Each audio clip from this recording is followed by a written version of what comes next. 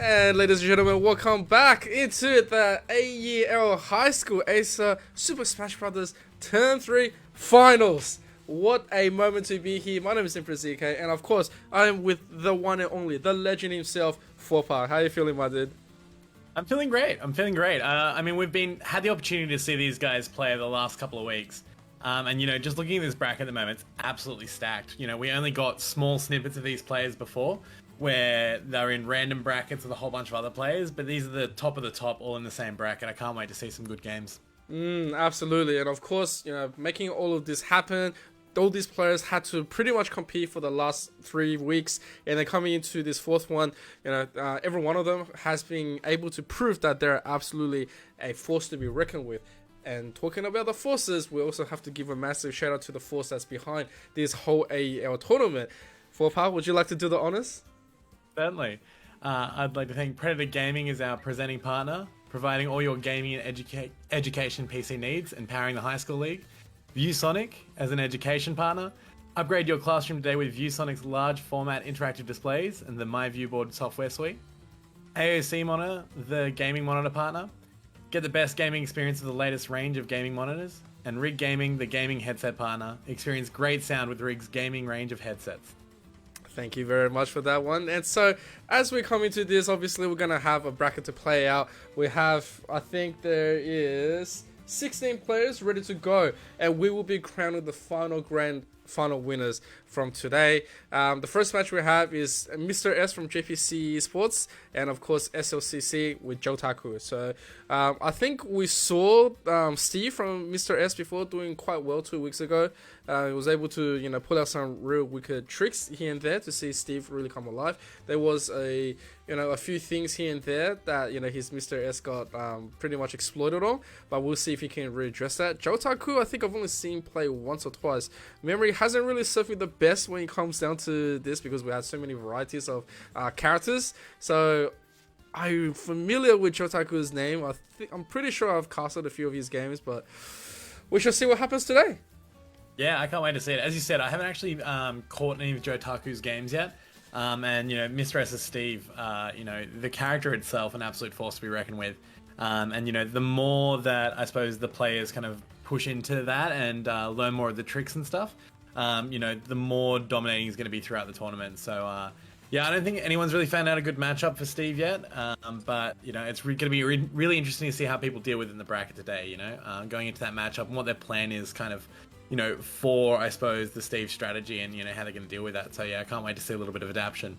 Yeah, no, when it comes to versing Steve, I've seen a few interesting ones. It's like, players who have such a hard time, playing against Steve. They go, if you can't beat him, join them. So they do the same thing and they go Steve mirror matches. And then, my friends, we are not playing Super Smash Bros. Anymore. We're playing Minecraft.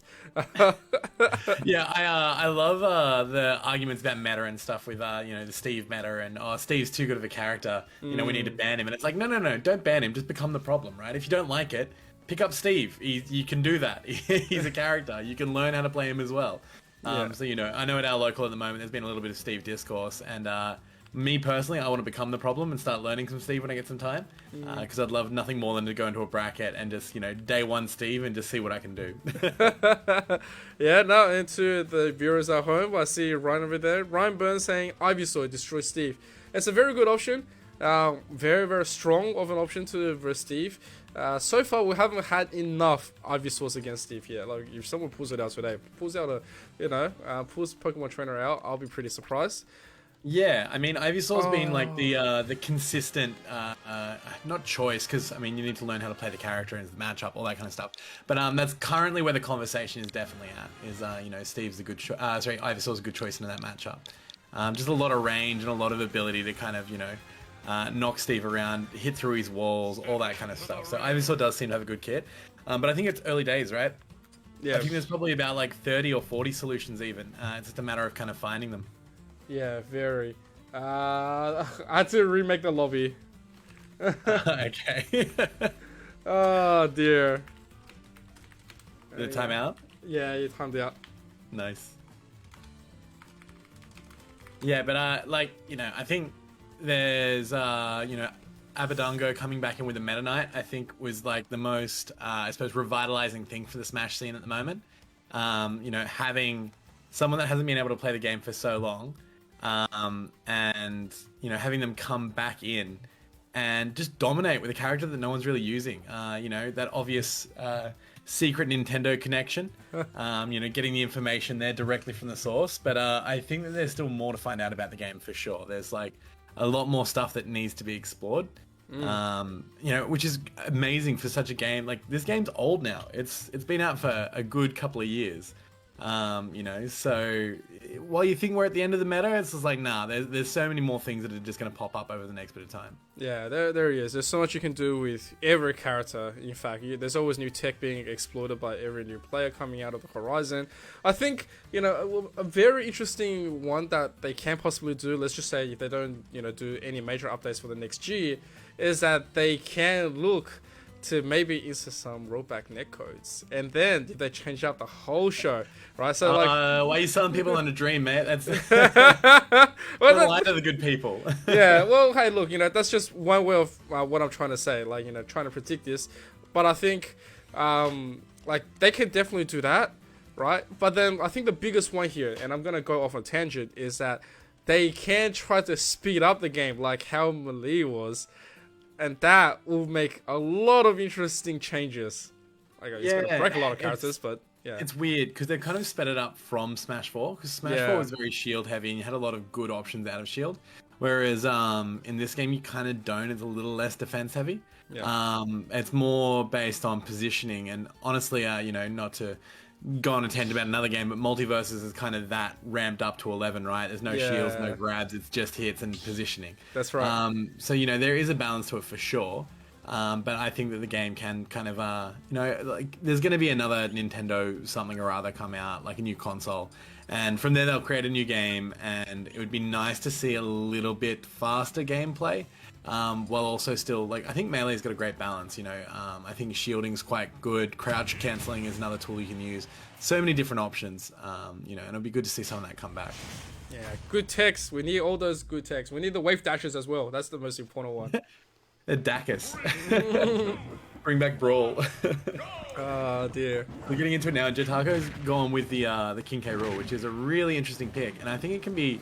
This is something that I've kind of said every week, is that the heavies are a really good pick for online meta especially, because you can just get hit like he's getting hit now, and it just means nothing, right? Like, if you can just get angry, land a down smash, you can kill it like 60, 70, and it's fine. But, you know, Mr. S already showing off his kind of combo ability here. The main thing you're going to see coming out of Steve Mains is that ladder of those up airs, and then putting a block down to basically reset your jump and then get more up airs. That's kind of like the main low percent easy kill option that you see coming out of a lot of Steves. Other than that, you're going to see a lot of minecart and a lot of run away and start mining. See, he needs to put a wall up though, because if he doesn't put a wall, he's going to get taken out. I also think that the dash attack from King K rule, you know, is quite handy in stuffing out that wall. Yeah, I think that's really good placement. Mr. S realizing that he's done a lot of damage, he's just going to start dropping a bit of lava. Yeah, that little what's the word for it even? I can't even remember what it's actually called, but great for edge guarding. Oh yeah, and the up smash. Not going to kill though. This is the good thing of using the angry turtle. He lives for a bit longer than most. Oh man. Grab was a little slow. Grab was a bit greedy. Gets punished for it. Whiffs. Mr. S with the diamond now. Gonna be interesting to see if he can get away and craft up the diamond tools. Because that diamond sword can kill, like, King K rule probably like 70, 80 with a good attack. Oh, the belly check there going to take him out. Dash attack being a great option on the ledge, because it does, if you do it really close to the ledge, it does kind of basically just extend out. So the horizontal distance he would normally get just stays in place, and the hitbox stays active. So it's really easy to hit.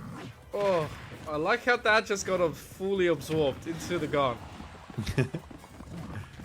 Oh, okay. Well, Jotaku's gonna get edge guarded around here. Oh, the trolley card into this madness is not gonna connect. At the same time, makes it back 117%. It's not that bad at all, but, like, you know. Yeah, imagine having a projectile command grab. What a useful tool. I know a lot of fighting games that you know, would be absolutely you know, wanting / not wanting something like that. And the F smash gonna take him out. Yeah. Oh, we got the ladder. Nah, doesn't quite start it off. Oh, just trying to use that dash back F smash, trying to use the diamond sword while he has it. Doesn't have a lot of resources on him though, so if Jotaku can take this stock, it'll actually be quite an even game. Oh, bounced him. Yeah, using that dash attack again. Oh, and that's a crucial one, parrying the anvil. The anvil can actually break shield. So if they're above you and they anvil, they either break your shield or kill you. So you need to parry or roll out of the way in time. And Jotaku doing that well and evening this game up one stock apiece. Nice. Mr. S though, he's starting to like really show that he's worked on a lot of the problems that he came in with on the first time I casted that game. And so, oh, look at him play! You're losing it back. So this is something that like I love out of Steve Mains is using the blocks to stop recoveries. Because I'm pretty sure if you was to put a roof over the ledge there, the up special wouldn't have a big enough hitbox and, for him to come back. Mr. S though, the F smash with the diamond sword getting the job done. But yeah, I think a lot of Steve Mains can kind of get stuck into this play style of mine and throw minecarts and just that's it. But what I love seeing from Steve Mains is when they use the box in a really creative and interesting way to kind of get an advantage. That's like what I love to see. Yeah, it felt like the whole time King K. Rool was just trying to find his target, and at the same time, it was just like, nope, you're not gonna be able to find me. He honestly did really well in the matchup. Like he was doing quite well. You know, living for long amounts of time. There was times he should have died at like 160. DI'd correctly, made it back safely. And I think as long as the Angry Turtle's living that long, then, you know, he's winning basically. He's got plenty of opportunities and, you know, they'll come as long as he stays alive for longer, that's for sure. Here we go again. There's going to be a character switch. This is a very interesting choice here. Hiram Mithra. Okay. Yeah, it's interesting. You know, you've got the Pyro with the kill potential now, but you don't have as much longevity. Pyramithra just a little bit heavier, a little bit easier to kind of slap away, and a little bit harder to combo. So it's interesting. I mean, you've gone from the bottom of the tier list to the top, right? Like it's significantly better character. You know, but it'll be interesting to see how they can go here. The big hitboxes are probably going to be a little bit easier getting combos on Steve. Steve's a bit of an elusive character. He's not small by any means, but he is kind of thin and he has weird animations. So sometimes things whiff where they normally wouldn't. These large hitboxes are going to kind of have an advantage there of just kind of going, everything in this area is getting hit now. You don't need to be like nearly as precise. I really like it. Jotaku actually came in and thought about it. Oh. Yeah, that up special is going to kill early. Speaking of though, that was that a wooden sword that F smashed then? Yeah, that was a wooden one. Yeah, Pyramithra a little bit flimsier than King K. Rool, that's for sure. Not that, you know, you shouldn't be killing at 120%, but like, you know, King K. Rool would not have died. Oh, goes up with the dunk. Not going to be able to make it back, and that's an early 3-1 stock lead for Mr. S. I'm quite commanding this matchup at the moment. Oh man. Yeah. I think Jotaku didn't really come in with a plan too much. I think he came in with my old plan's not working, so let's try this. Yep. And without a real solid... yeah, trying to build the roof. There it is. Mr. S getting cheeky with it now. Yeah, he wants it. He's feeling himself right now. That's good to see. Yeah, I'd love to see, like, you know, you're up 2 stocks at the moment, like... Let's finish it on a fun note, yeah? Can't just finish it with an F smash at this point. Oh. Oh, I'm waiting for the punchline right now. Seriously. Minecart? Yeah. I was going to say Jotaku really needs to switch to the Pyro. Out of shield, up special is probably the goal here.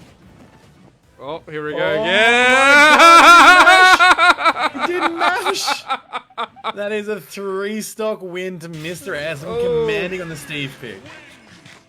Oh dear, dear, dear. Alright, so that's Mr. S advancing in the early bracket. And so I believe Jotaku is going to be going up and playing again. He's just going to be into the lower bracket. Yep. If you're looking at the brackets right now, Dark Kuribo was able to send Ryan down to the lower bracket. Moral Bull also is going to advance against Beefy Boy. I think Beefy would DQ'd. And then Josie was able to send Flame down to the lower bracket. So currently Beefy Boy DQ, so Flame is going to be automatically advancing. Pickle and Cheese is going to be versing up against Loki. And we're waiting for a few more matches to come through. That's crazy. Beefy Boy DQ'd. So he checked in and then DQ'd. I think he said he had something to like do today and he couldn't make it. Right, Beefy. We're not gonna get the Beefy Boy elevator this time. Yeah, I was gonna say, it's like I was keen to watch Beefy Boy play too. Yeah, Beefy Boy, really amazing player. No one, if no one saw it, Beefy Boy was the Mii brawler. Who looks sort of like, he's out of Final Fantasy VII character. Doing Yeah. really amazing stuff. He gave me more of a Final Fantasy 15, like a Backstreet Boys with Edge kind of vibe. That was kind of what I was getting from it. Yeah. We're going to be going on to the lower side for our next game, though. It's going to be Honk Bonk versus Bowl of Ramen. Honk Honk versus Bowl of Ramen. That's upper bracket.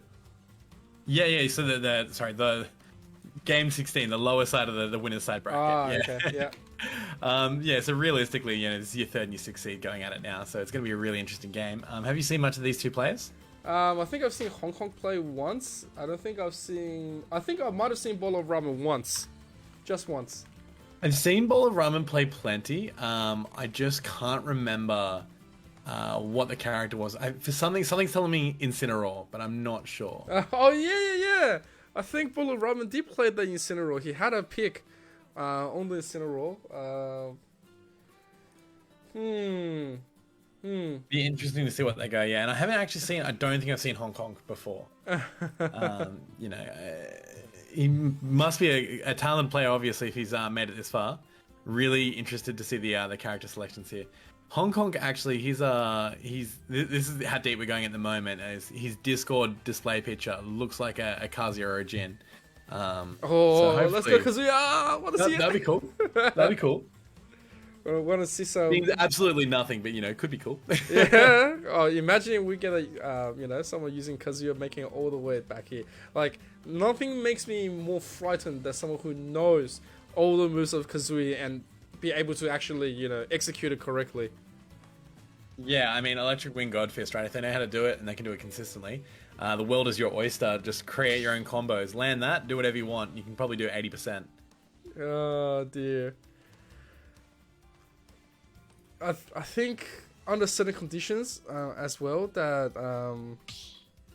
he had something. He had a kill potential just instantly. Can't remember who he was against, but under certain conditions, Kazuya can do really well in the early kill. I think one of the Japanese players showed it off in the showcase, how he went 0 to like 80 into a full combo, and the guy was trying to mash out and he couldn't do it, and it was just like finished. But like, it was perfect execution every single time, and that's like the 0 point percenters. Like even for someone like me who is a Tekken veteran, like I can't pull off those perfect EWGFs. Like, that many times in a row in order to get the specified combo out. It's just so rare, and especially if you use it in a competition setting, it's almost impossible. Yeah, I mean, I think Kazuya, when played perfectly, is the best character in the game. But you need to play perfectly every single time into every single matchup for a whole tournament. It's hard. We're going to see Honk on the Terry, actually. And we were right on Bowl of Ramen going with the Incineroar. Bowl of Ramen opting to use the username. But yeah, Honk is on the Terry. Oh, I love seeing this. Let's go. Yeah, it's going to be really interesting here because both these players have a similar kind of playstyle, right? Like, they both want to kind of take a bit of damage, get a bit of rage behind themselves, and then just kill it 60%, kill it 50%. Just super early, big kill potentials. Oh, Power Dive. I love it. I love the execution. And to a lot of people who doesn't play Terry is from King of Fighters or Fatal Fury. and like he can actually execute his moves normally by menu input, and they do like this blue thing, and especially with Go right now, he can access to Buster Wolf and Power Gazer, which pretty much kills, and he can spam that over and over and over. Yeah. I think, yeah, when you were talking about the inputs, they're stronger if you do the inputs, but if you just use, you know, direction and a special attack, they'll still come out. That's be a little bit weaker. Bowl of Ramen, though, taking the first stock there, and probably a little bit lucky with Honk being in go range. You know, you want to be finishing that stock off as quick as possible. Oh, yeah, no, it's really good. Bowl of Ramen identifying where everything is supposed to be, saying, okay, the danger is there, need to do something really quickly, get him out. I mean, that's the entire matchup, right? Terry is not a great character by any means. He has some great tools, but if you're aware of those tools coming into the matchup, and you know you're hyper aware, you take care, you try not to do anything too bad. You know, the rest of the kit isn't great. Not great at approaching, not great at like, you know, high percent combos, not great at creating opportunities. But yeah, his Ghost Up's really strong. Actually, Honk missing the ledge there. It's going to lose a stock. Now it's a 2-to-1 stock lead to Bowl of Ramen. Yeah, but I think Bowl of Ramen, you know, plays Incineroar quite consistently.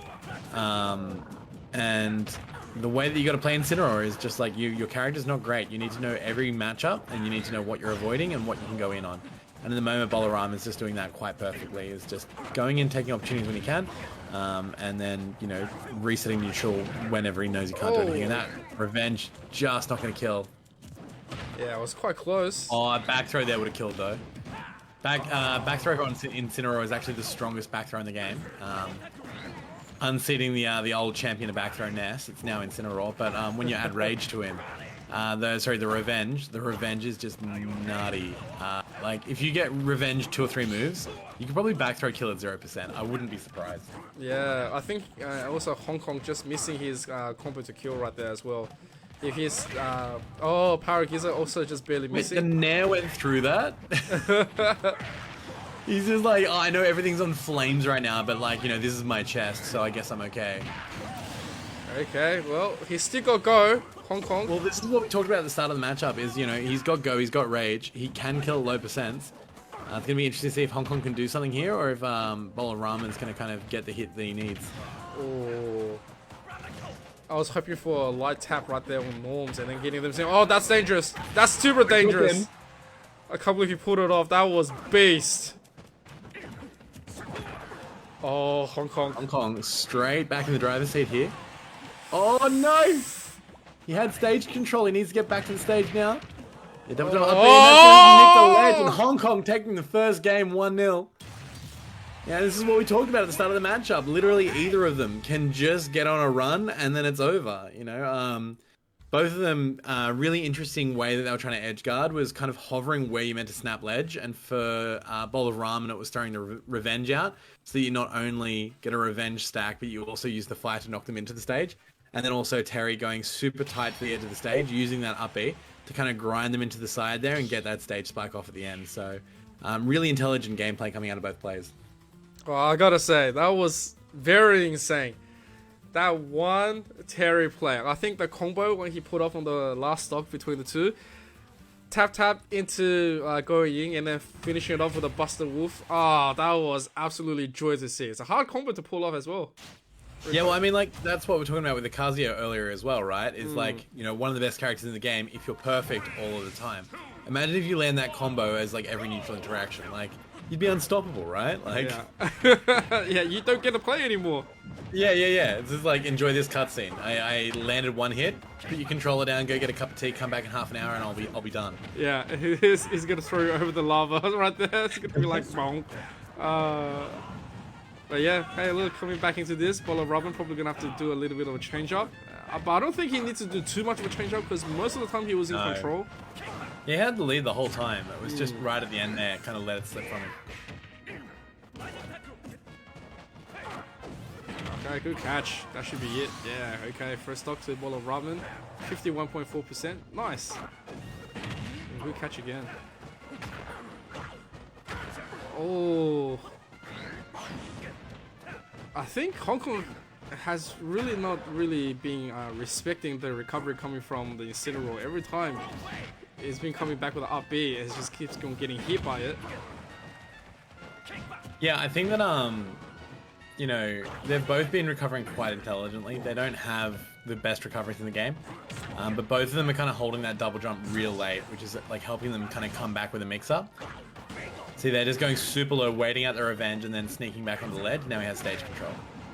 You know, stuff like that. It's really cool to see out of the players.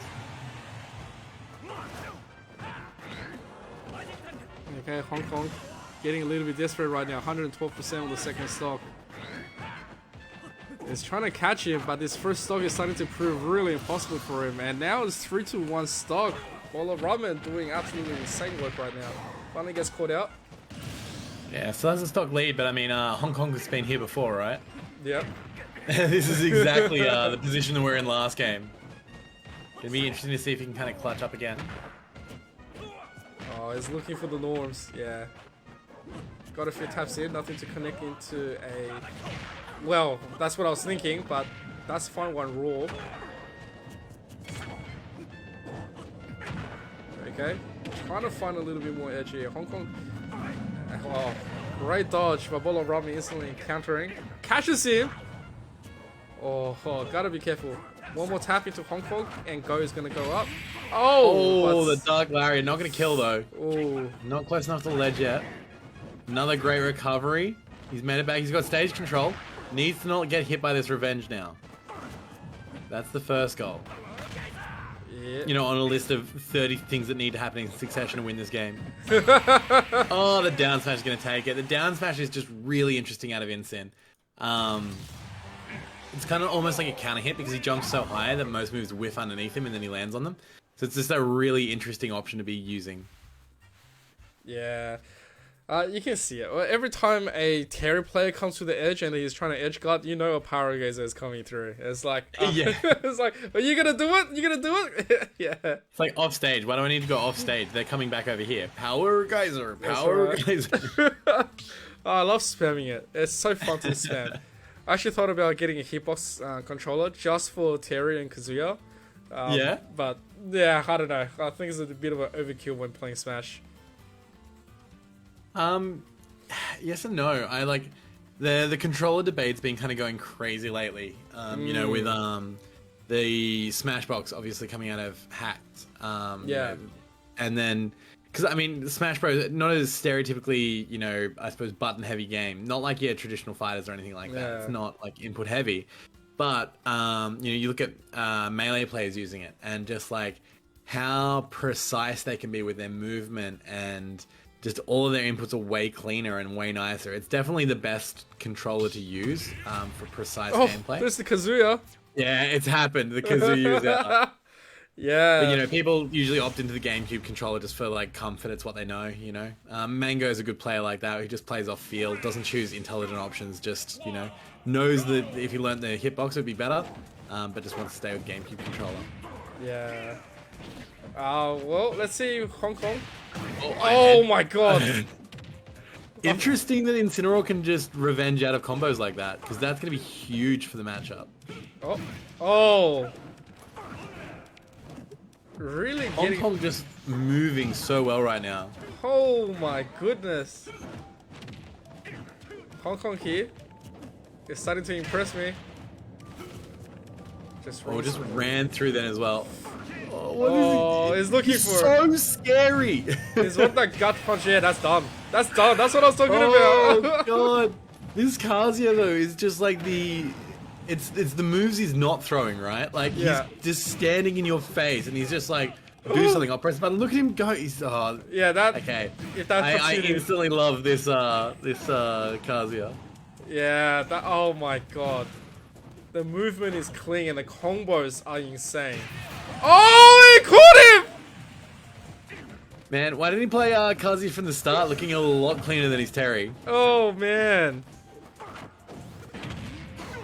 Okay, it doesn't get that. It's gonna take it. Yeah, it doesn't get that devil. Interesting. First game where Hong Kong's actually been up the full stop. Yeah, because it's letting all these combos. I think that's putting Bowl of Ramen down. Like Bowl of Ramen wasn't expecting this. Well, yeah, it looks like Bowl of Ramen's trying to scrap, right? And it's just not working. Grabbing the landing with the Dark Lariat's huge though. It's a really good option. But yeah, I feel like anything that's not kind of that lariat grab is just kind of a bad option. Yeah. Yeah, use your range, get in, grab him, get out. Yeah, I think that's the only way Don't he stand in can his play. face and cop a jab because it'll be all over. Yeah, especially he's got devil form now. Oh. And that move's gonna be staling something fierce right now. Just used it like 4 or 5 times in a row. Yeah. He's gonna do less damage, less knockback for the F tilt's gonna take it, and suddenly, you know, bowl of ramen running that stock back really well, really clean. Oh, desperation right there. Good laser. Laser. Just sit there at the back and just do that. It's Incineroar. What's he gonna do? Is he gonna throw fireballs back at you? Nah, he can't do anything. The good old Tekken 2 memes coming back up. What you got? I got lasers. Oh, gotta be careful here. Oh. Oh, that is it! Oh! That throw in particular, the back grab just having like this the worst launch angle, especially for someone like Incineroar that doesn't have, you know, a great kind of recovery. You know, in actual Tekken, that's a very, very, very hard grab to pull off because you have to go. I think it was down and then DF DF. No, it's D DF D forward in order to get that motion in. So you have to be crouching while getting it.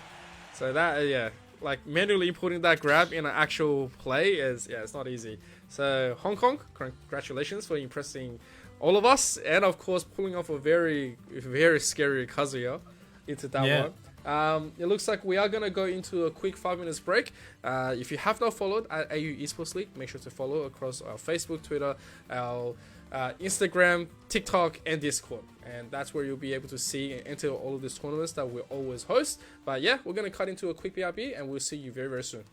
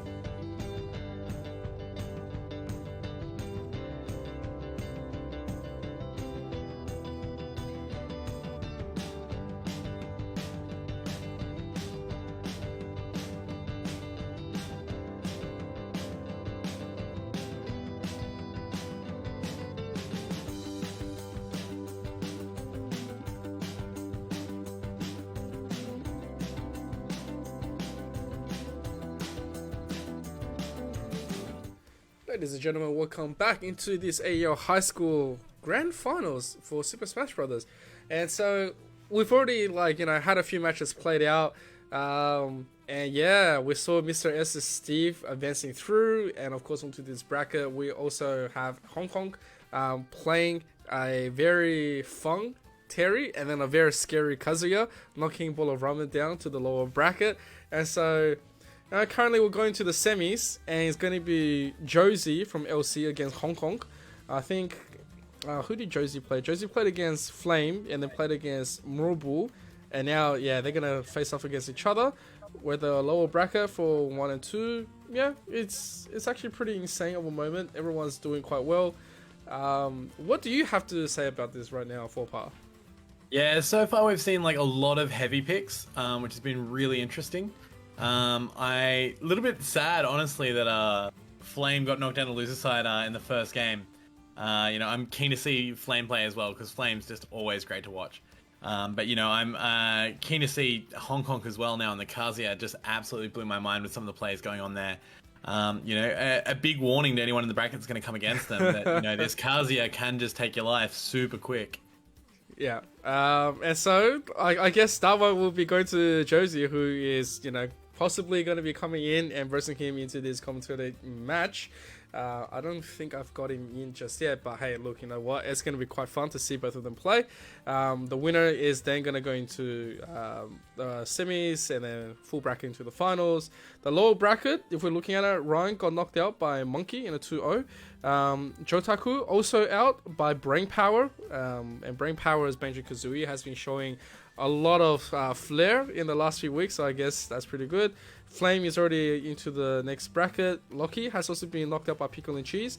And so on the lower bracket, Ball of Ramen is going to go up against Monkey, Morobu against Brain Power, Flame waiting for the next one, and Pickle and Cheese is waiting for the next one. So that's going to be pretty insane. Dark Karibo is still playing against Promicon, and Mr. S is playing against Large Marge. So we have not seen any of those coming to fruition just yet.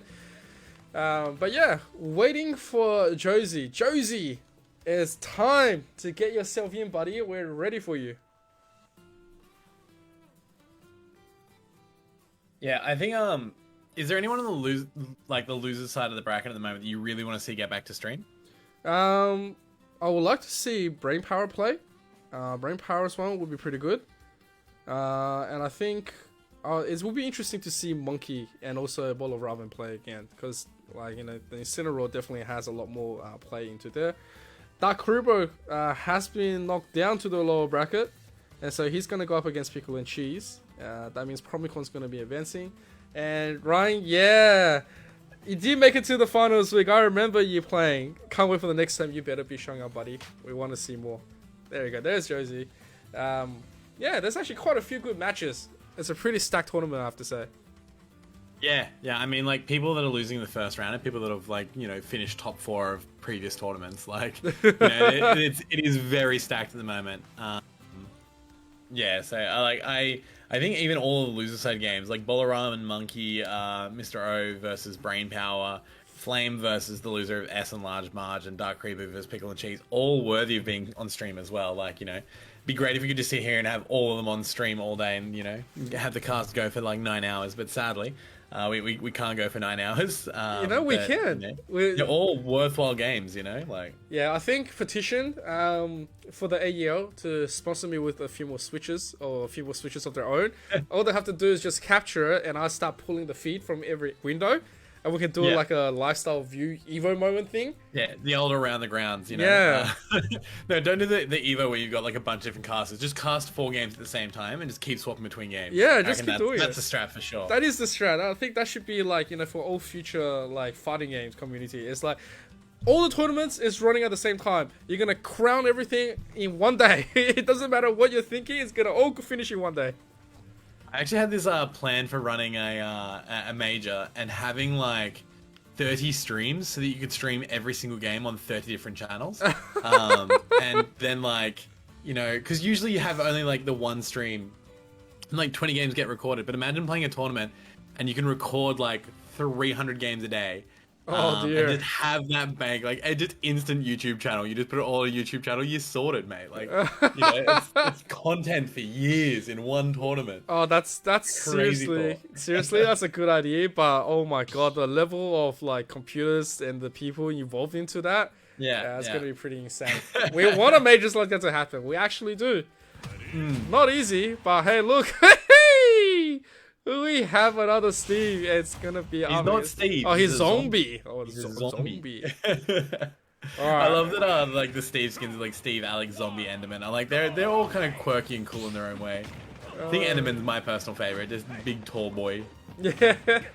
He's kind of like just derping around.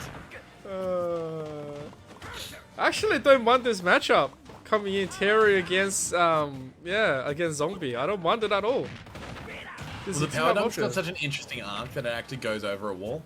So if you put like a 3-block wall and you power dunk, you should be able to go over the other side and land with a hitbox, which is a really good tool to cut down the I suppose the mining part of the Minecraft, you know.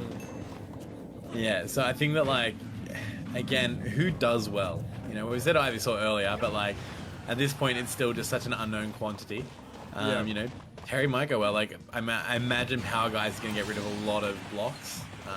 Not that that's online anymore because he just died. Yep. But you know, like that go being it. Like I wonder how Buster Wolf, for example, interacts with a dirt block. Like, do you just go through it and grab them anyway? Like, you know, how does that work? I think there's heaps of cool things to try out.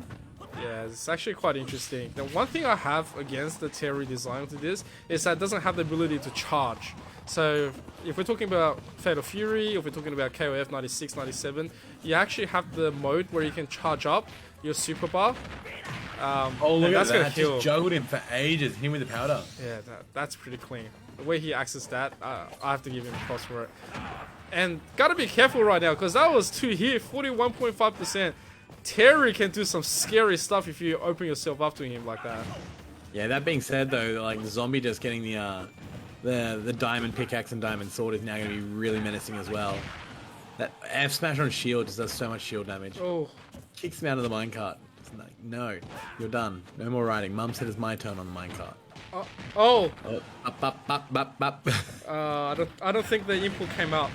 Yeah, but that. I love this rhythm from Hong Kong. Like being able to like land a couple of jabby kind of moves and then just wait for an air dodge and then instantly pick it back up. Just really good awareness. Oh, but then just gets isekai'd into a new stock.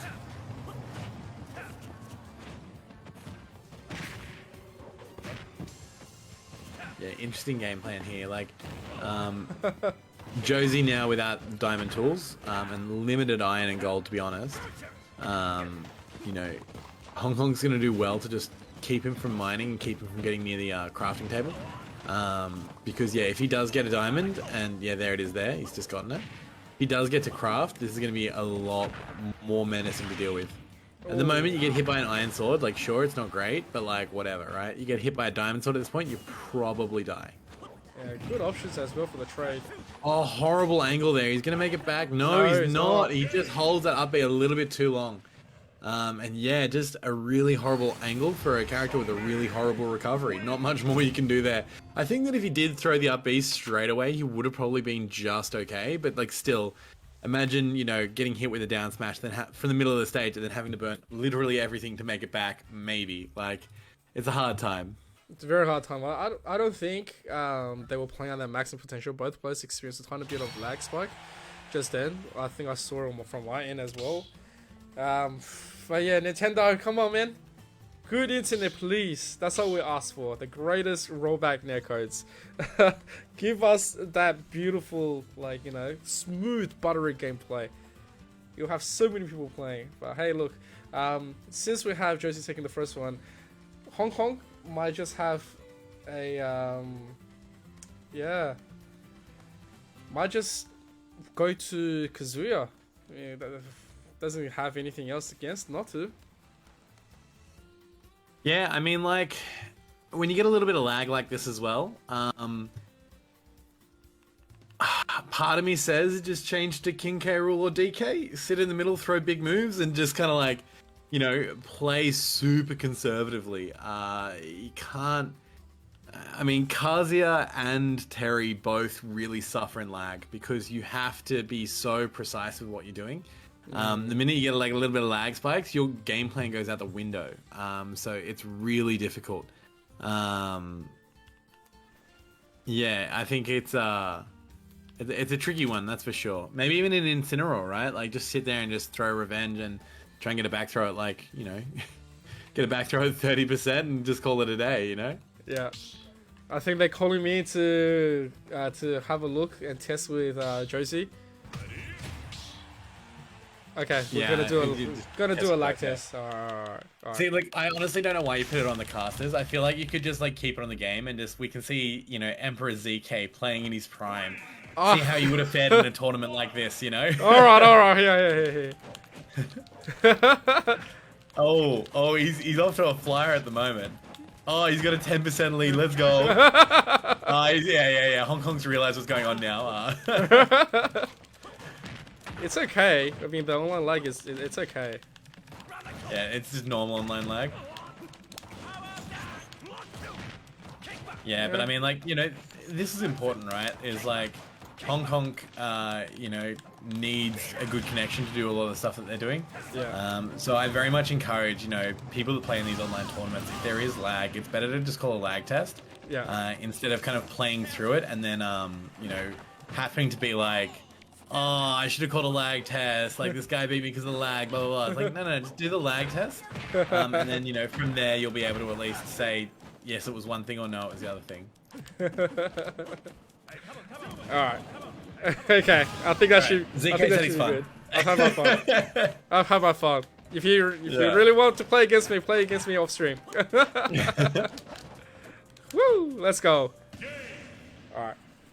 So, we should be good. I mean, I didn't get that much lag from my side, so Hong Kong should be all good with me. Yeah.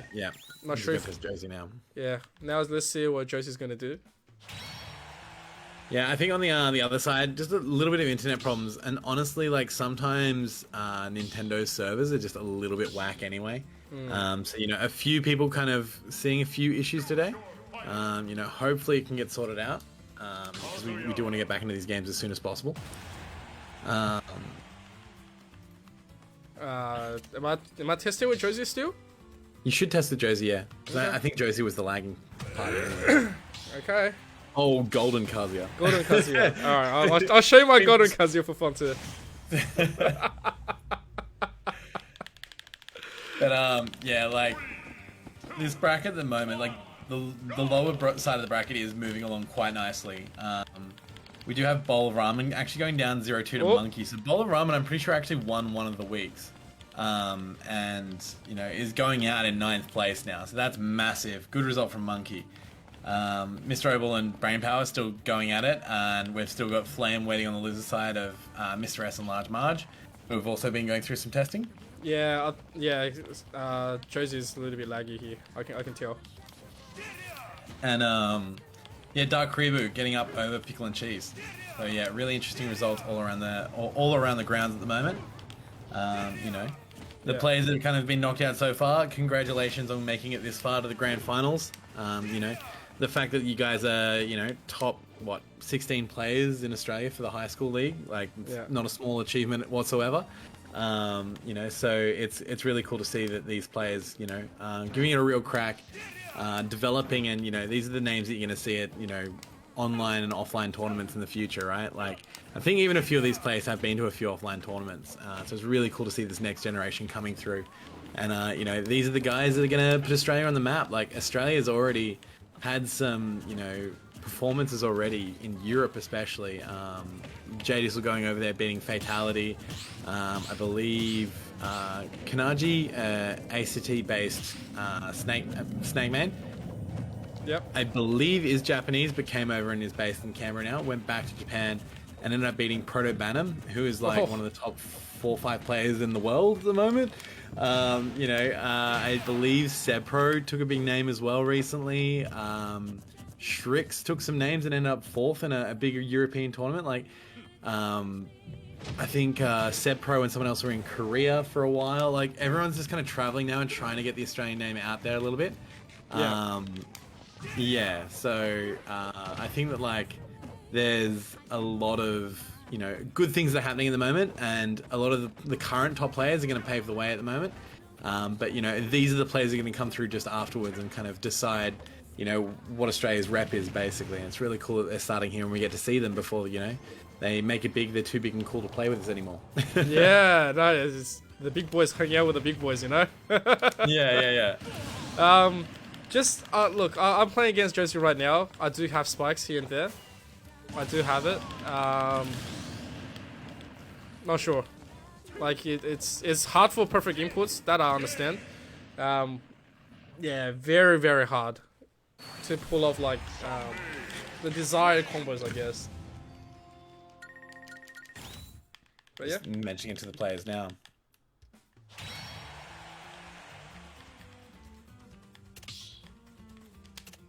man, I think I'm gonna go and purchase a hitbox arcade stick after this.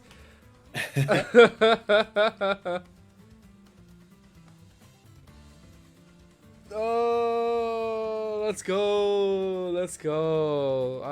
Yeah, it'll be nice. It'll be nice to do it. But obviously, we'll see what happens. Because its execution is very very heavy on Kazuya and Terry. So online, it's very hard to play it. And even like plays for like Street Fighters, right? When you're doing Ken or Ryu, it's the same thing. You get really good FADCs if you are, a cancel gods, or if you know how to like combo in, especially with Ken. And you have to raw input Shoryukens properly after like tap. Yeah, it's kind of rough. But at the same time, I think it is bearable. It's just, it's just hard. EWGF is a little bit hard. Yeah. I mean, it's a lot more forgiving than it is in Tekken, right? Like Yeah. when you're playing Tekken, it's what perfect inputs or Perfect full frame. Yeah, perfect input. Yeah. So it's a lot harder. In this game's a little bit easier, but yeah, when you're playing online, it's tough for Hong Kong especially. Playing Terry and playing as Kazuya, two very input heavy characters. You need some precision. It's difficult. It's gonna be interesting to see if you can kind of make something different happen with the Kazuya. But it's gonna currently down 1-0, has a bit of work to do. Yeah. Well, hey, look. He just needs to land the same kind of combos I did. Okay, and he started up with it nicely. You can tell he's really got the movements down. Really nice. Yeah, I mean, and this is the tricky part, right? Is you land the Iron Head, and then suddenly you throw an up air, and the fair comes out instead. Oh, he just spooked me really badly. I thought he missed the ledge. I'm like, no. I'm just praying for no SDs, no shenanigans, just good gameplay is what we're praying for here. Yeah.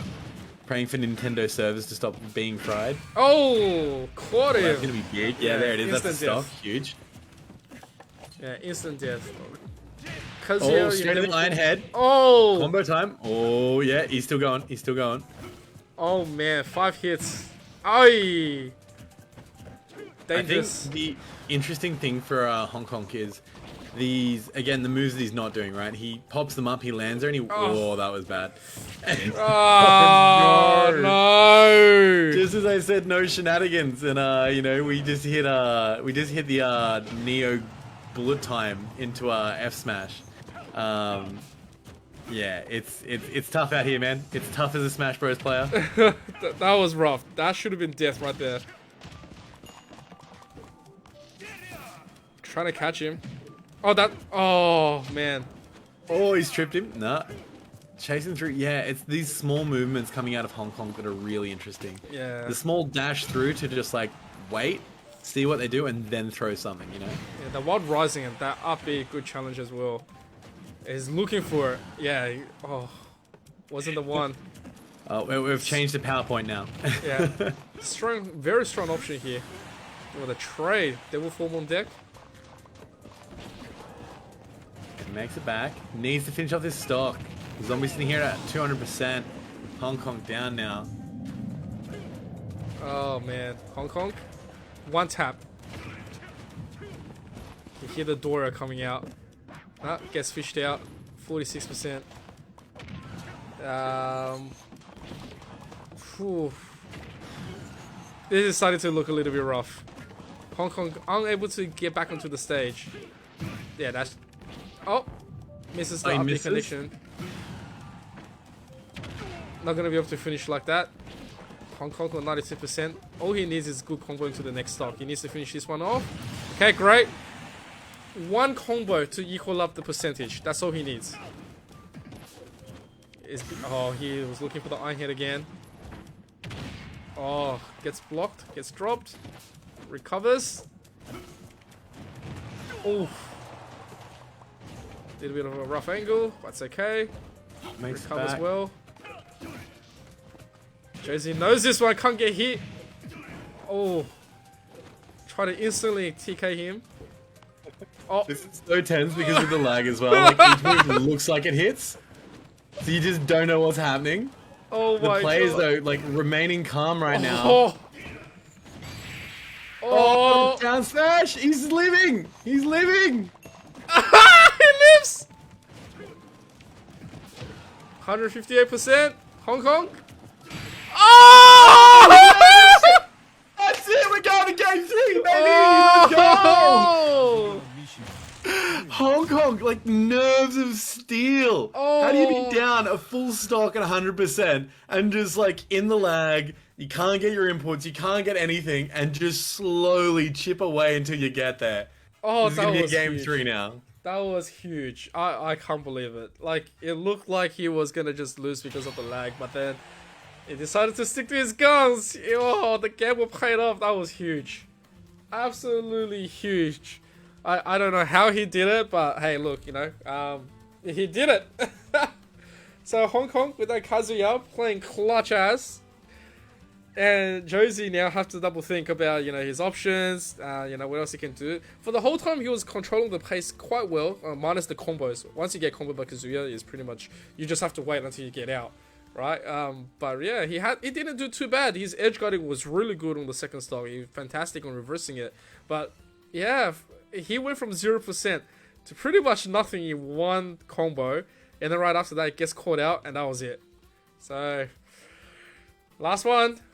This one decides whoever's going to go forward in the upper bracket, and the other one is going to go down to the lower bracket. And a quick update onto the brackets right now.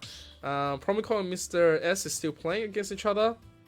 No, they're waiting for stream. Mr. S and waiting? Large Marge was the result. So Mr. S has gone through in winner's side. Large Marge dropping down to loser's side to play against Flame.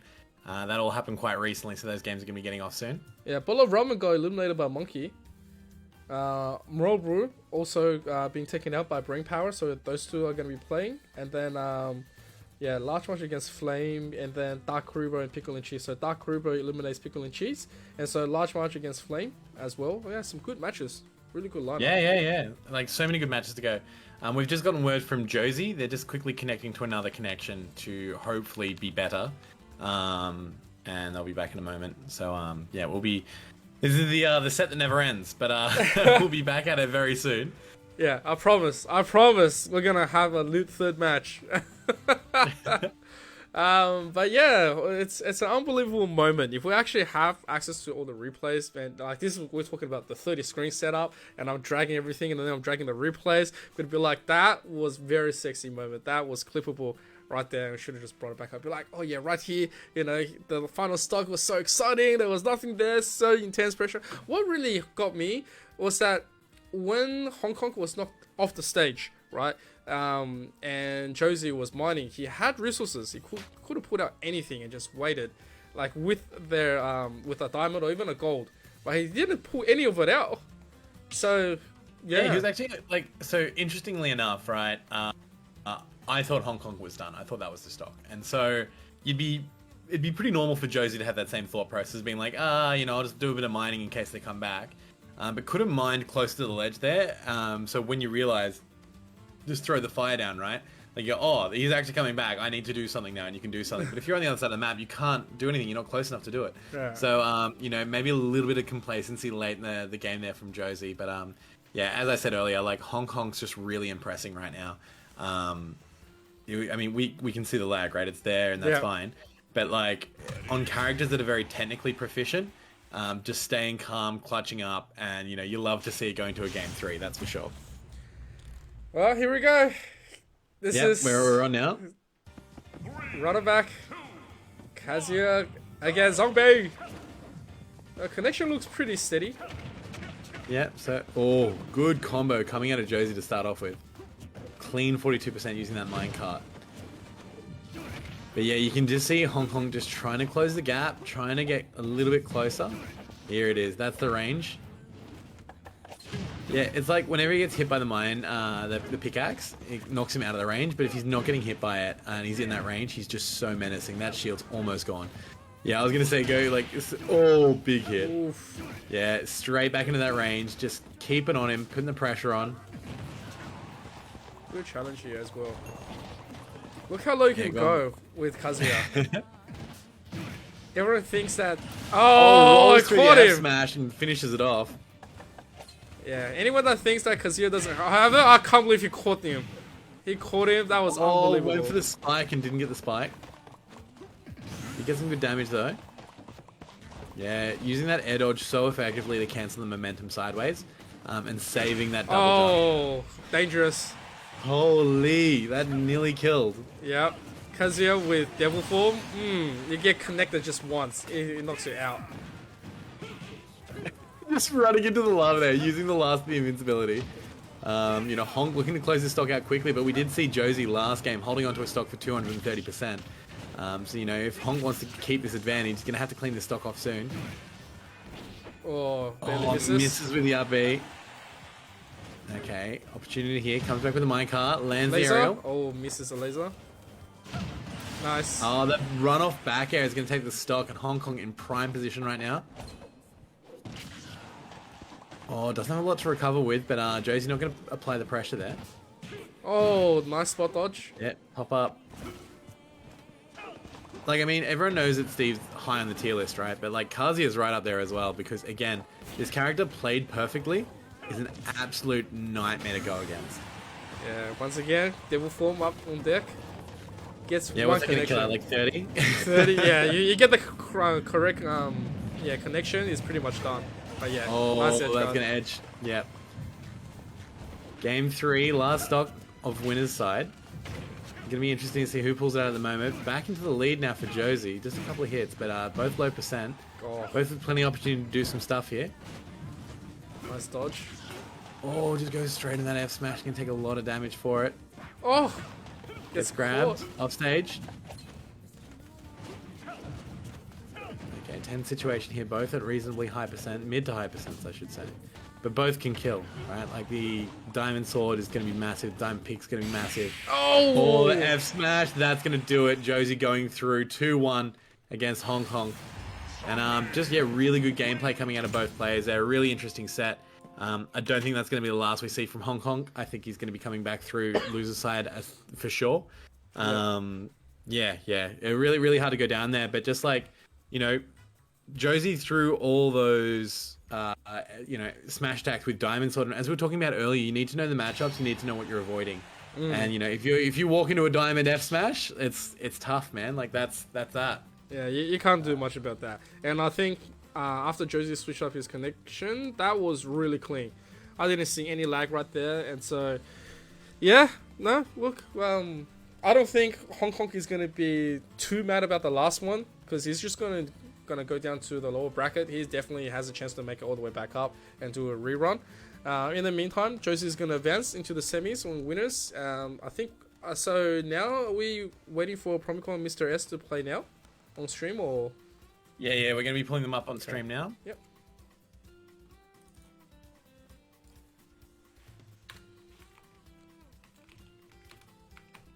What do we know of, well, I mean, we know Mr. S is Steve already, but what do we know about Promicon? I don't think I know anything about Promicon. That's my one, because I don't think I've casted one for Promicon. And so might have been the week that I wasn't here that I missed Promicon play. But yeah, not a lot of info from me. I gotta say that's a first. Well, I think the interesting thing here is that if Mr. S ends up winning, we can have a all Minecraft winners final. Oh, I think, you know, one of these days, I'm gonna tell all the players to just play Yoshi, just for you. And they can only choose the woolly bad colors as well. And so we're gonna have a Yoshi Smash Fest. Not a chance. Not a chance. I will not commentate that one. I think you're just gonna be like, you know, blindfolding yourself. You're gonna be like, I can hear the happy feet. I don't want to hear this anymore. You get the Yoshi, Yoshi. Oh man, the amount of nightmares. But hey, look, I think it was last year. I don't know if it was last year or the year before. We had a Yoshi player connect from Europe that decided to play. Yeah, it was good. Like, it was lagging, but he was good. Yeah, I think like that's the biggest difference between like Australia at the moment and the rest of the countries is that our top level can be up there and really compete. Yeah. But like the mid level of every other country, just everyone is solid. Everyone is so good. Yeah. We need more. We need more of this to come up. We need more tournaments like this to show up. And well, hey, look, you know, we have Promico now going up against Mr. S. His name is Cloud, so maybe we can get a Cloud against Steve. That could be a possibility. I'm still having that debate. Who can take out Steve? Right? You've got so many different character matchups. Well, I mean, we're gonna see it, right? If Mr. S wins this one, we're gonna see Steve take out Steve. So the question is finally answered. Yeah. How do you beat the Steve? You become the Steve. You become the Steve. Yeah, you can't beat him. You join them. Yeah, either that or don't know.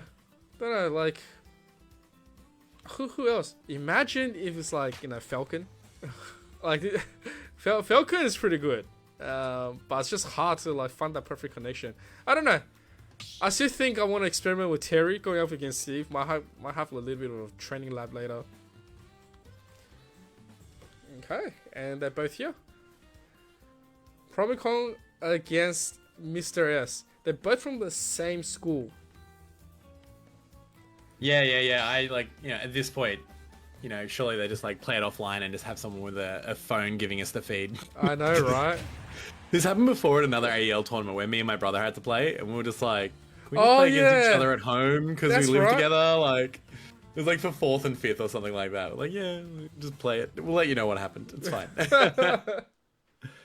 Well, both from Jongpo College. So, Promicon against Mr. S.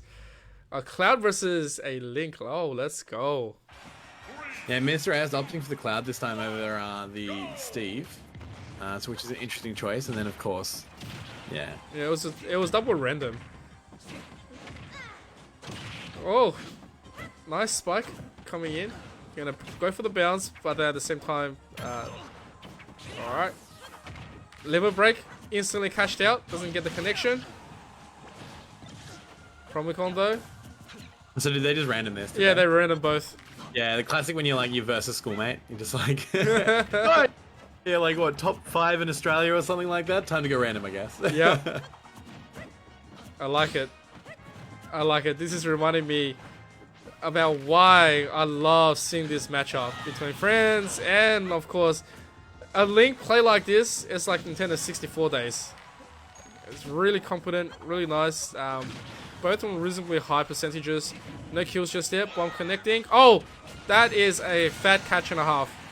Yeah, that F smash is so good for catching people out there. Like, hitbox stays so active for so long.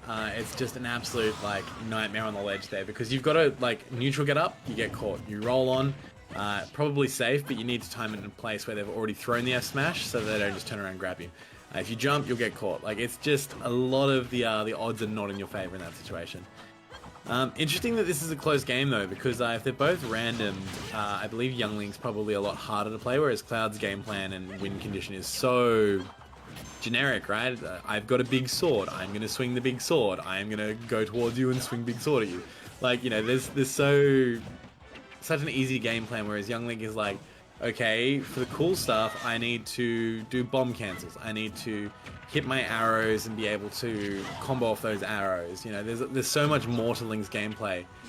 So Cloud is doing really well to not only keep up, but have a lead here. Clearly has some level of knowledge of this character. Yeah, you can see it. Well, Promicon not doing too bad. Oh, forward throw is going to take the stock. I didn't realize forward throw killed. Yeah, gets a nice grab. Oh, that's going to be punish. Oh. to get a few more damage in. It's nice that he's getting the connections in. Mr. S trying to work this one out. Hasn't really gotten him just yet. Cloud is going to miss that ledge. The bomb was a little bit too late. Doesn't explode himself as well. So he couldn't really connect to get himself back into the recovery.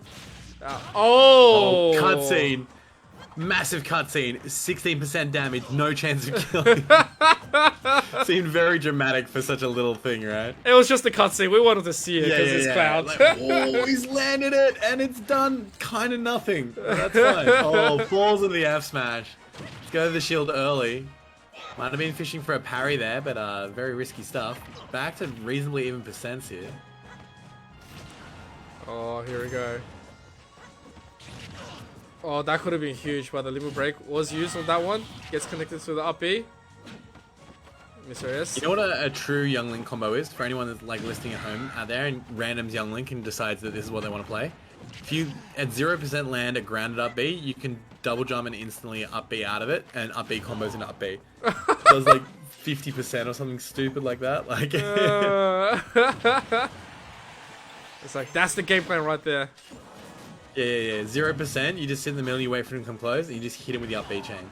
High percents now. Anyone can win this one. 177%. A cool breeze is gonna knock him out here. Hey! Oh, dash attacks through the boomerang. Mr. S can take the first game. Yeah, it's interesting to see the journey of Promicon here, beating Monkey, Dark Karibo, and now coming up against Mr. S. Has knocked out some really big players. I'd really like to see them on mains and just see how they go, you know. But I'm curious. I want to see Promicon's main. What does it look like? You know, how did Promicon knock out Dark Karibo and Monkey? Were both very good players in their own right. Dark Karibo is currently fighting his way back. Monkey's currently sitting in 4th, 5th crossover match. So, you know, there's plenty of stuff there. Yeah. Oh, well, Brain Power got eliminated. Yeah, it's actually quite interesting to see what's happening right now. Yeah, and just coming back in. We have another 2 randoms. I have a Rob against Snake. I like it because you rarely see these 2 being picked. I mean, Rob probably gets picked a lot more than Snake. And Snake being one of those utility heavy characters.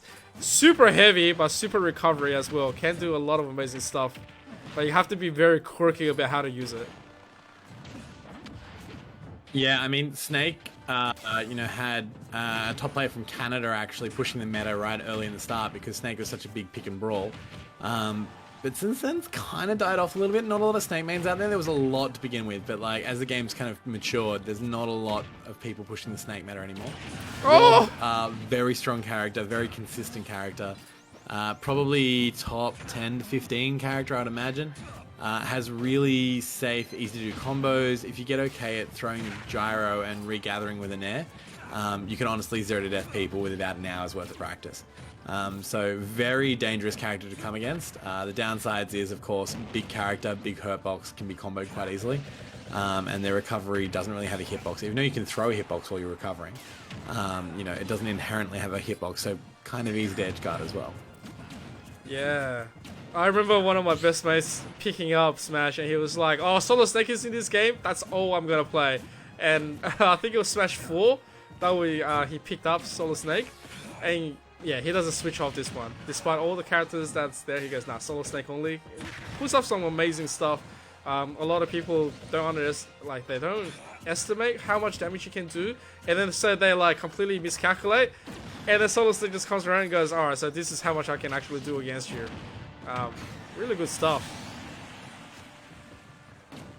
Yeah, just an interesting matchup in general, to be honest. I think, you know, Mr. S with the Rob has probably got the advantage. Oh, again? Yeah, hits him with the down air again. Again, massive hitbox, you know, it's such a good opportunity to kind of get edge guards in those situations where they're trying to snuff the ledge. Especially with Snake, he's up B recovery, the cipher that drags him up. Has a small hitbox, but generally the thing is people clash with it and bounce off. Rob's hitbox is so big you actually just hit through it and just kill them anyway. So like, great option in this matchup. Yeah, I think Snake, if he came into this one, it'd be like, is that Metal Rex? A different version of it? Yeah. Actually, yeah, I used to love just listening to all the Snake taunts because he had, there was one stage in particular. Oh! out of Haven, especially, you know, you'd have a tournament where you just kind of bring up this massive conversation about the character, and they're all fantastic. I remember, who was it? The girl operator who goes, Snake, that is a Pikachu. Can you capture it for me? Yeah. Oh man, that one got me real hard. So Mr. S has won that one, 2-0. Yeah, 2-0, straight up. And so, yeah, he's gonna advance against Josie. Yeah. We could have the Ditto. Oh, oh dear. Y'all like some Minecraft? Yeah, I guess we're just gonna go into the next one. Not sure which match we have next. Do we have confirms or who we have next onto the stream? I believe we're gonna be staying on winner's side. I'm just Mr. trying to S? find Yeah. the moment. Okay. Okay, so it's confirmed. Is Mr. S? Yeah. Dittos. All right. Okay, let me just quickly put that in.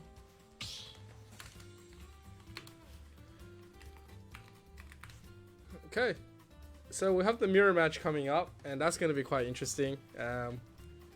Minecraft against Minecraft. Cool. Yeah, I mean, I honestly can't wait to see it. I haven't actually seen a Steve Ditto before, so I don't know what's gonna happen here.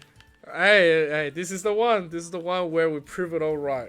There can only be one Steve winner right here, and it shall go to the one that, you know, has the greatest amount of knowledge of Steve. Yeah, I'm honestly so keen to see this one.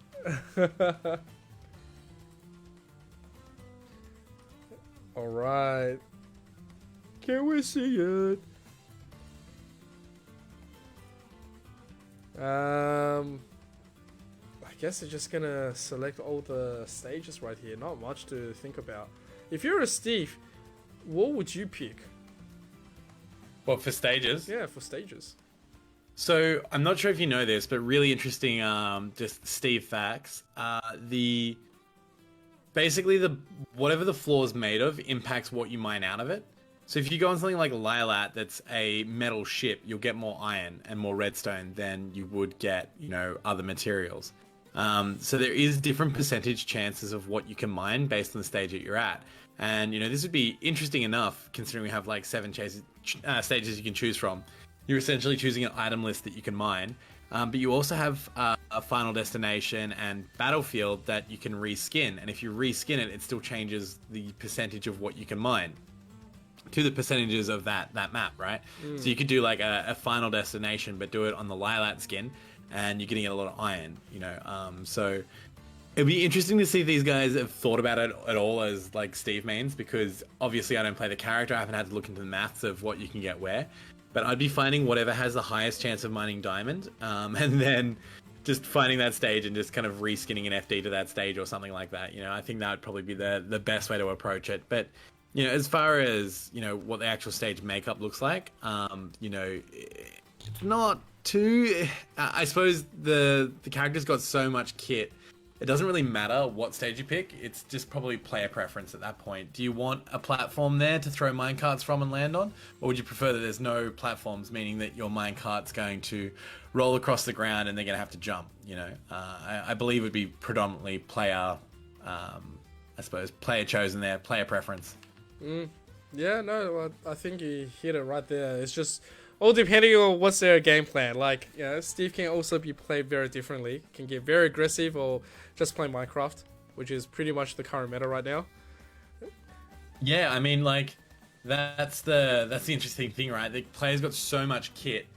You can play it how you want to play it, and it's going to be interesting to see if there is a difference in game style between these two players. Oh.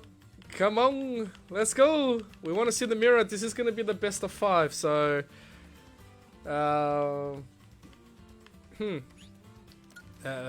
let's go. Let's get started. Oh, I love chucking out the random thoughts when I'm here. Yeah, both of them probably ready to hit somehow. And if we're looking at the other brackets right now, Large March against Dark Kuribo, they're gonna have to play out, and then the winner goes up against Hong Kong, Promicon against Monkey, Yeah, and this is the semi-finals. So the best of 5, whoever wins against the one goes straight into the finals. And yeah, whoever comes out from that legendary rerun of the lower bracket. I was gonna say, you don't want to lose this matchup, right? There's so many killers coming through on loser's side. You know, you look at the top bracket now and you go, oh yeah, top 2. Yeah. But realistically, if you lose this, you're looking at the bottom side being like, oh, I could very easily come 3rd. Like, you know, it's scary, right? There's so many good players down there. We saw Hong Kong lighting people up before. Promicon knocked out Dark Karibo, who you'd say is honestly one of the highest seeds of the tournament. Or I suppose more favoured to probably win.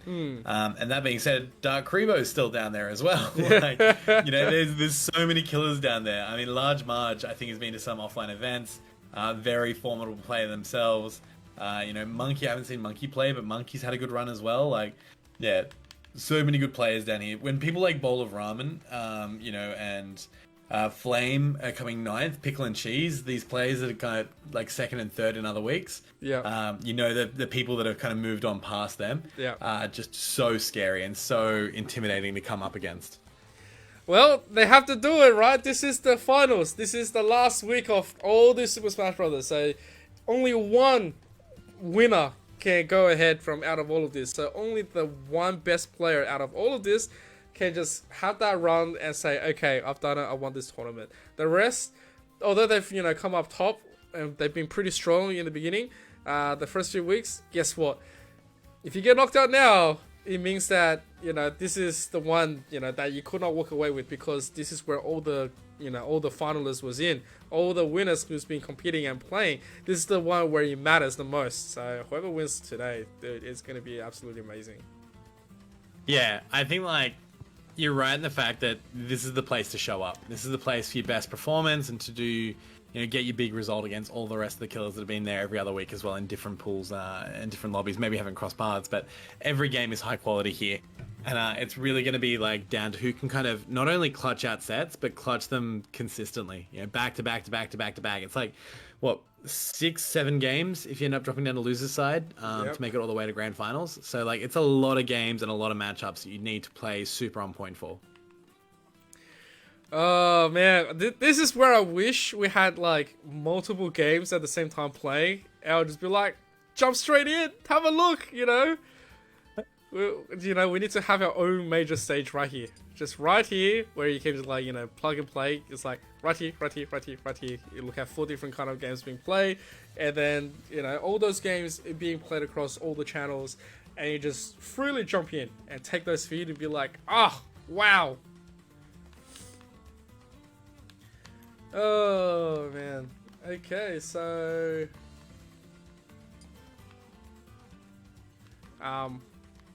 both players just selecting, trying to get them to start. I'm getting word from Mr. S. They're currently banning stages. Okay. So they'll be getting started any second now. Okay. I will insert a wonderful. Wonderful. Hit him with the old wonderful. Wonderful! Imagine. Just hit him with a bunch of gurs. Yeah. Gur. I'm pretty sure Gur's a thing still. Yeah, we got the Steve matchup. Here we go. Steve versus Zombie Steve. I believe that at the start of Minecraft there was some lore around Steve, and that's why the zombie has Steve's clothes, basically. There was actually, I think, originally in one of the first releases, a bit of a storyline about Steve and Alex, but, you know, that obviously gave way to... Oh my god, thrilling gameplay! Mr. S has broken his pickaxe first! Oh, this is got like Evo Finals like vibes, right? Like both of them just sitting there aiming at each other with the guns, but they're just mining instead. Oh, breaks the shit. 27% not gonna kill, but getting hit like a truck. Even percentages now. It sure is something. I don't know what it is, but it is something. Yep, both of them starting with mining first, and yep, Steve against Zombie. Both have more than enough resources to play around with. They're just gonna trade Minecrafts. Yeah, keep on trading.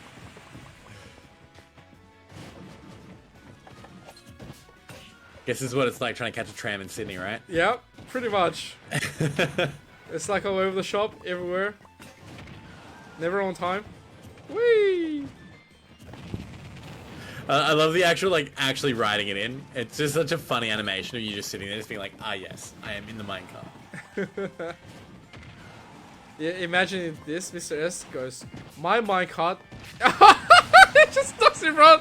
The way he looked at him, it's just like. It was so anime where they just, like, clanked weapons and, like, Mr. S is broke and he's just like, no. And, like, Josie's like, yes, and then hits him with the F smash. Oh, God. Very anime.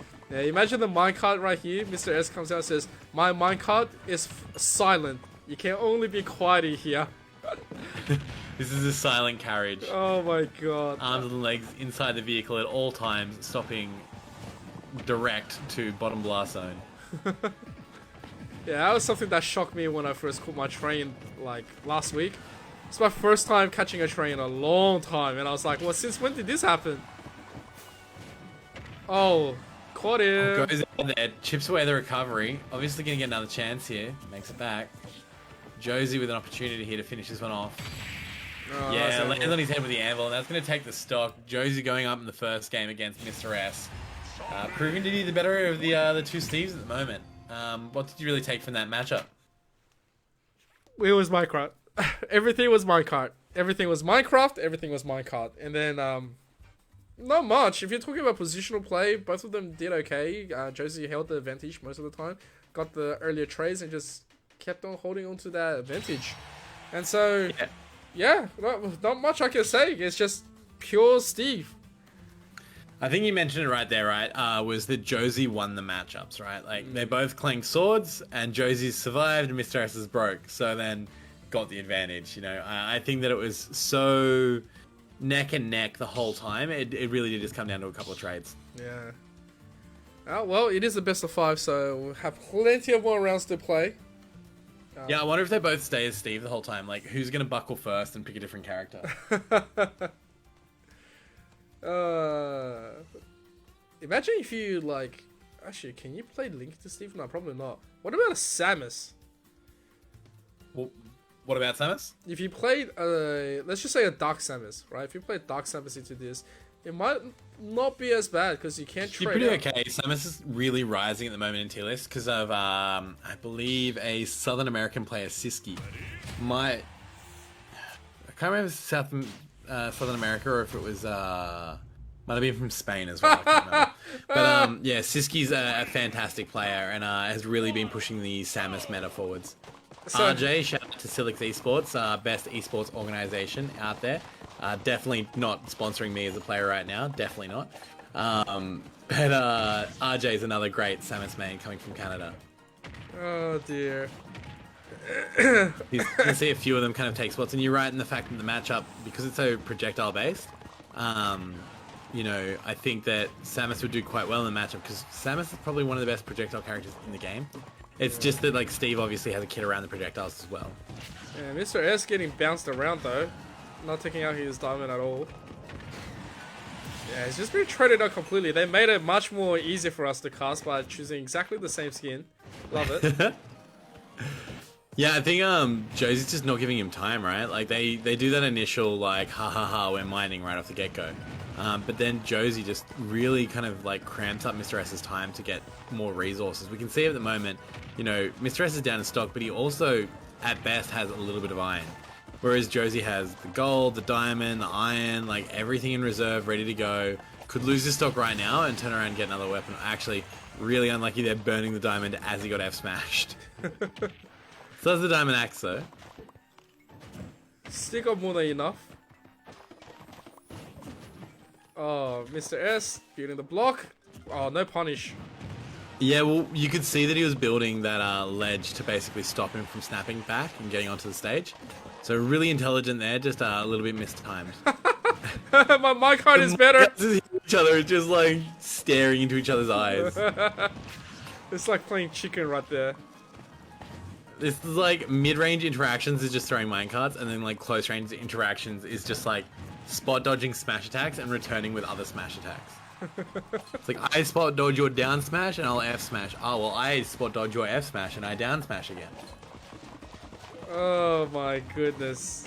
What am I watching? We're not playing Smash anymore. What are you watching? You're watching art. This is art in game form. Oh my goodness. Okay, so... Oh my goodness, Mr. S doesn't care, guys. I show mine whenever I feel like it. I do not care. That's just gonna be how it is. Punish. Just below it. Oh, okay. Again, it was like smash attack, no. Smash attack, no. F tilt, yes. This is just a game of who throws that minecart out too. Like, you know, to the untrained eye, it's that. But, you know, to a trained eye, there's so many nuances of this matchup that's, you know, game specific. Now they're just throwing minecarts. Oh, we got a combo. Tries hitting with the ladder. No jump here, but just gonna minecart back.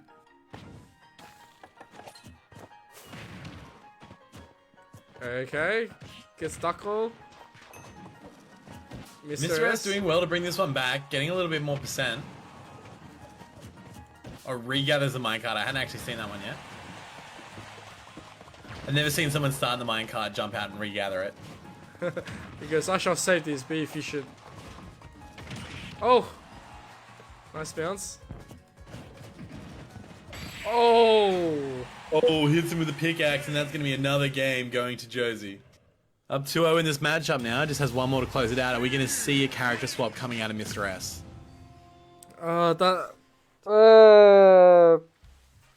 Yeah, that match was just a little bit hard. It's like, at least choose a different color or something. Like, give us different colors to play around with. But, you know, having two Steves, exactly the same thing, just popping off. You couldn't even see the interaction properly to see, like, who won the initial exchange. And so, Mr. S switching off, giving us another character. Is it Mr. S that's going to be switching off?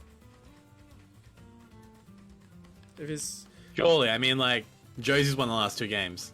Yeah. I mean, it could just meme us. Let's into some girls. Girls. There it is. And then grrr. Maybe a callback to zombie. Yeah, I was gonna say it's like two Steves fighting it out and a zombie sitting on the bench. Yeah. Very nice match. And, you know, I would have taken anything for them to add Bison into this game. They had my boy from Street Fighter. Imagine the stuff he can do. Like, his normal attack will have, like, you know, Bison orbs. And then, yeah, he can have his scissors kick. His up B is the stomp, so he can recover from it with the double reverse. And then his normal side smash is just going to be Psychic Crushes. That will just make my day. That will make my day so hard. Yeah, it's so funny that there's so many characters in this game, and yet everyone still has like their top 5 characters that they want added, you know? Like, it's just so much to pull from here. We do actually see Mr. S changing to the Mario to try and see if he can get some combos on here, but this is going to be a tricky one to get in the matchup. It's going to be very similar to the Kazuya from earlier. Is like, if you're in close range, you've got all the advantage. But as soon as you're knocked away like that, it's tough. Yeah, it's gonna constantly try to chase this one up and force this melee fight. Every time, gotta eat those mix-ups with the minecarts. It's like, respect my minecart. Combo time. Oh!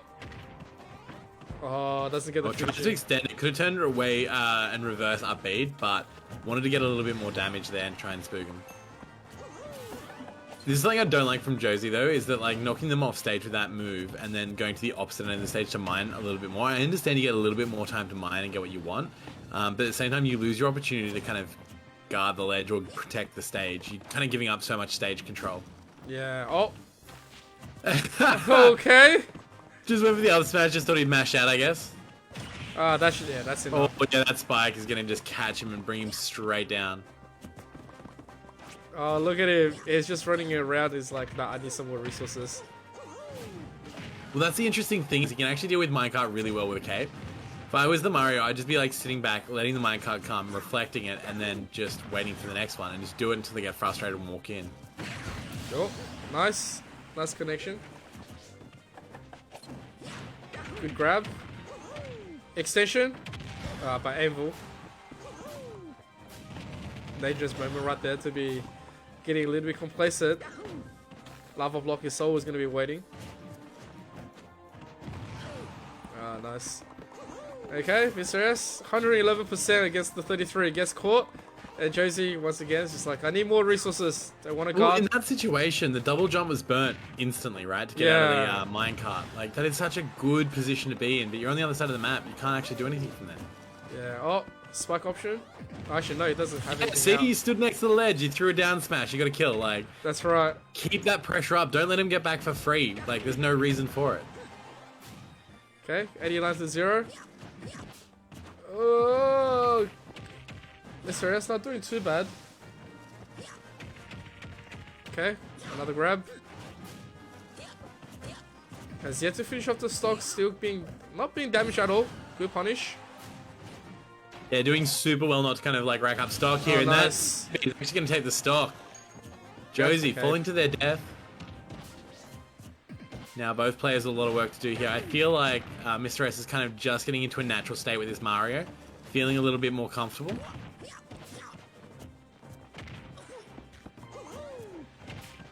Oh, Josie, that's the minute where you should be like mining. Okay, he's getting a lot more straight up. He's being baited in by Mr. S, but that angle is gonna drop him. Good minecart. Dangerous moment. Yeah, Hypersense here. Again, backing off from the ledge, giving up stage control. Stays this time. He's got a hit. Gonna burn the double jump. He goes back to mining. Oh, nice reflect. Good run up. Minecart. Oh, he's just trying to minecart him. Yeah, I mean, Hypersense, right? You don't want to be anywhere near him. That up smash is going to be absolutely brutal. Oh my god. Joe's doing well right now just to be safe, but that back throw is going to get stage control again. Then we got Mr. S hanging around, charges the up smash, going to get hit out by the get up attack. Oh my god. Out of range. You watch though, like 90% of his gameplay is going to revert to smash attacks from here on out. Yep. He gets caught by the cart. Oh, he gets caught by the cart. That's gonna be it. Josie going up 3-0 in the most unlikely of situations there. The cart just taking down Mr. S. So unfortunate from Mr. S, who's doing so well to bring it back on that Mario matchup as well. Started off a little bit shaky, but really brought it together towards the back end there. Would have been interesting to see what he could do with another 2 games up his sleeve. Yep. Well, with that being said, that is going to be Josie advancing right here into the winners. And so the lower brackets, Promicon has one up against Monkey. Dark Reaper eliminated Large Marge. Dark Reaper is going up against Hong Kong, and then the winner will go up against Dark Reaper eliminated Hong Kong 2-1. I knew Hong Kong was a little bit worried about that matchup in particular, so Dark Reaper is really bringing it back, and this is actually going to be a rematch of the round 2 side where Dark Reaper went down 2-0 to Promicon. Yeah, so those two are going to play, and then the winner against Mr. S, and then to have that grand finals. That being said, we're going to cut into a quick BRB. So yeah, don't go anywhere. We'll be right back.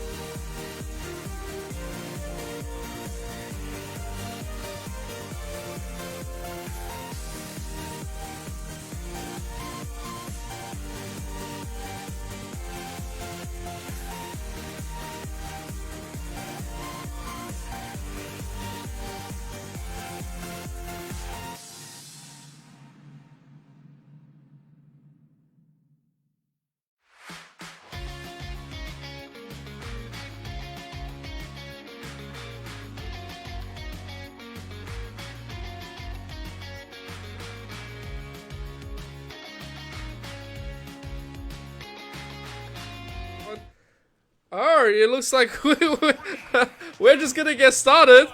Yeah, these guys are keen. They want to get this done. We've got Promicon on the left side with the Robin and Dark Krebo and the Cloud on the right side. Just for anyone cutting in, joining in right now. But yeah, these guys are wasting no time at all. Yeah, they want it done. They go, we don't want to get cold right now. We're warmed up right now.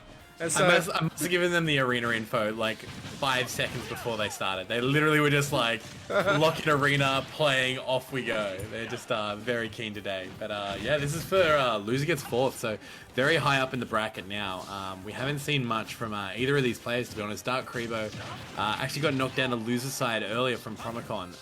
This was a rematch on round 2. So it's going to be interesting to see how these players have adapted and what they're going to do differently this time. Promicon we did see on stream earlier, but they were playing random against Mr. S, so I imagine Robin's more their main. Looking very solid at the moment. And yeah, edge guarding Cloud just as you should. I'm kind of mad that we don't know what characters they use. I mean, I'm pretty sure I know Dark Krebo. He probably used Cloud, but like, you know, not sure about Promicon if he still used Robin. Securing that for a stock. Yeah, I imagine with his level of proficiency, probably a Robin main. Nice. Very good timing. Good spacing as well. Really respecting to the kids that Cloud has. Dark Krebo, obviously not shabby himself, really wants to just get in and get his ultimate revenge. Double arc fire set up. Yeah. Shame he didn't have the Levin sword on hand then, because that would have been probably about 60% damage. Yeah. But it's going to be interesting to see if he can get back and land a Nosferatu, get some healing going. Like that spot dodge happened, it was a perfect opportunity just to throw it out. Really liking it. Promicon looks just really good with the use of spells. Really clean. Yeah, right. He's getting this crowd chant right now. Oh, and caught him. He caught him. Okay, at the same time, throws the book. Love it. 164% still living. If he gets his stock in the moment and lands a Nosferatu, he'll probably heal like 60%. Oh, falling up there on the Levin sword. Gonna take the second stock. Yeah, Promicon finally losing his stock there. High percent, but got a lot of value out of it. Coming into this third stock now, it's looking very favoured for the young Robin main. We casted a game earlier by Promicon where he was knocked down. I think that was what? That was both randoms. That's right. He didn't play Robin. That was against Mr. S, but yeah, I think this match happening before was a 2-0 to Promicon, so clearly coming in with a lot of confidence. Yeah, nice catch. Okay, got him. No jump. Oh! Yeah, that's it. As soon as you see Cloud with no jump, it's time to go in. It's time to put the pressure on. He did exactly that. Promicon, he's on a bit of a clinic with Robin at the moment. Looking very clean, very knowledgeable in the matchup, very aware of his own kit. Very solid game 1. I actually really like that. I really like that Robin. I haven't seen a good Robin in a very long time. And getting one out like that is quite refreshing to see. I like the way he angled the Arc Thunder on the recovery and then the double Arc Fire combos in. Very, very standard and very hard to execute correctly. Yeah, I mean, like, that's the bread and butter of Robin, right? It's that double arc fire into Levin sword is like a 0 to 60-something% combo, and if you land it again, it basically kills. So, you know, these are the stuff you need to know as a Robin main, and coming out and executing just so well at the moment. Yeah, it kind of gives me a little bit of PTSD going up against Ness, especially casting your Ness. It's like, pick a fire, pick a fire! It's like, oh, here we go. Oh, changing from Cloud to the Young Link. This will be interesting. Now has a little bit more projectiles. There's a bit more kind of a scope to sit back and play that mid-range projectile game. Alright, here we go. Battle of the zoners now. The zoners with short swords. They're kind of the same. Yeah, one uses a spell book. The other one uses everything that's in his arsenal. Yeah. The boomerang was always interesting. Because you got to think about like how early that game would have been. And they've just been like, yeah, we're going to get like... Cause you know, I'm going to just go out on a limb and say it was produced in Japan, the first Zelda game. Yeah. You know, a Japanese developer just thinking like, oh yeah, we're going to just chuck a boomerang here. Like Australian culture. I don't know, it just seems weird. Like, probably first Zelda game would be like early 90s, I imagine. Yeah. I'm not very good at my Zelda trivia. But like, you know, 30 odd years ago, just being like, oh, in Australia they throw sticks and they come back. Yeah, we're gonna put that in our game real quick. Yeah, no, I'll tell you what, because they had so many like ninja games, like Ninja Gaiden, that had like shurikens, so they wanted the representation of the West, and they probably thought about it like that. It's like, oh, instead of shuriken, the next thing that's like, you know, as close, it's probably a boomerang, so let's go with it. I don't know, man. I've got so many questions for like game developers. I feel like some decisions that come in are just so interesting. So much staple, but so funny. Oh. Okay. Both these hovering really, really high percentages. Yeah. No, not enough to catch him out. 11 sword is so huge. Yeah, I mean, like, Youngling's shown to be the better projectile user at the moment, just kind of firing through with that speed and really cancelling out a lot of the projectiles coming his way, but, like, charge 1 is going to almost take him out. Oh, trying to really catch him out. Danger time. Gonna be so interesting to see who takes the first stock here. Yeah. Both at silly high percents. Momentum gathering. Yeah, they just wanted to build that rage, you know? Need back throw to kill like 0.5% earlier. Look at him trade! Yes! I love that when like 2 trades happen, both players just go like, yeah, we're doing this. This is happening, we're gonna keep going. Alright, instantly ties it up. Oh, punish time. Not the greatest amount, but the arc fire is good. Yeah, there it is. God. Sword? No.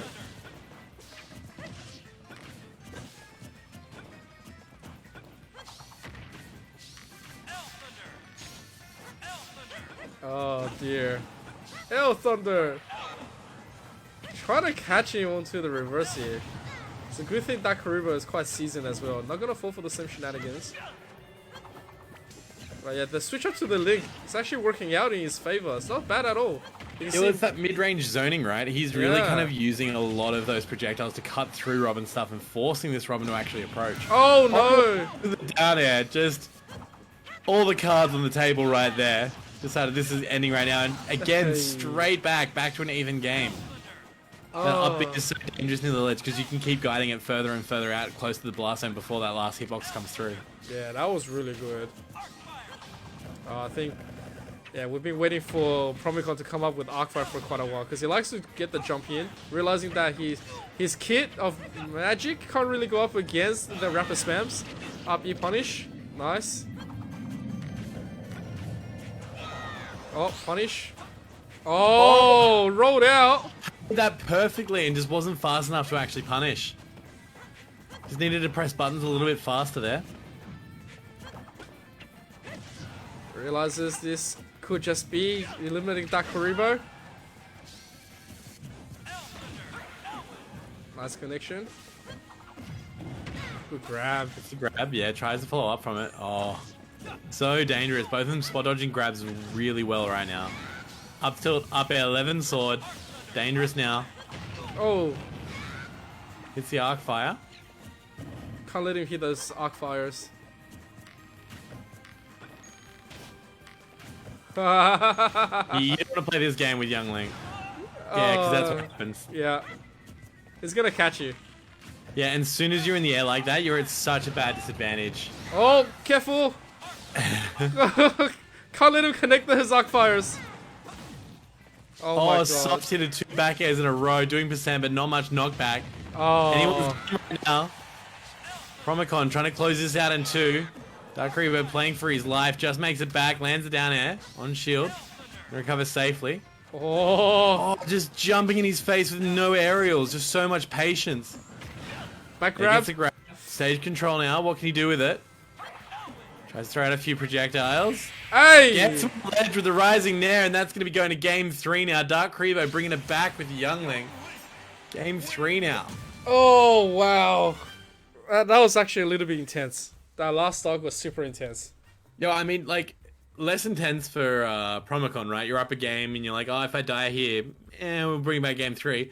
But for Dark Karibo, knowing that like one hit meant you're out of the tournament must have been so nerve-wracking. He had the early life lead as well going to the third stock, and then after a few arc fires that was landed on him, his percentages got melted. Oh, so here we go, final one between these two. The winner of this goes up to play against Mr. S. And then, yeah, in a best of 5. And then Mr. S obviously waiting with that Steve. Wants revenge against Josie here, waiting in the finals. Let's see what's going to happen. Whoever wins this has got the Steve Gauntlet, right? Yeah, the Steve Gauntlet. Back to back. Think about it this way, right? If you reset winner's side finals in a game of 5 and then goes to another game of 5, you could have it potentially after this set a best of 15 against Steve. Oh, God.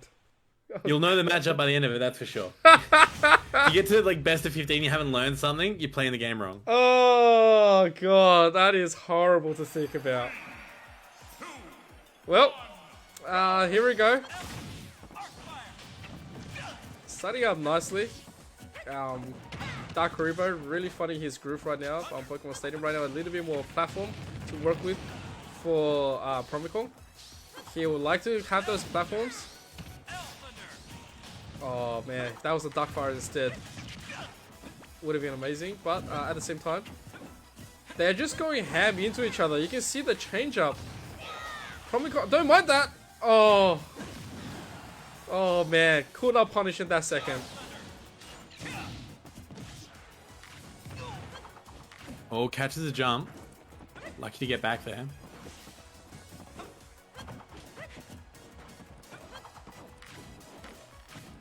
It's doing quite well. The spacing this mid-range game is coming out so well from Dark Karibo at the moment. Really baiting him to come forwards and get stuff like that. Like, hit shield, up B, up air. Easy, right? Yep. But like, before on the cloud, there was no reason to step forward as Robin, right? Oh, starting to go fishing. Dark Karibo wants to finish this one off quite early. Trying to poke it through. Oh, gotta be careful. Arc fire being blocked. Both players, it's just distancing. Doesn't really want to do anything else. That... No one wants to lose this stock, you know? No one wants to be the first one to lose the stock in the set. Yeah, that arc fire though. Oh, caught him, but it's not enough. Oh! Both dying!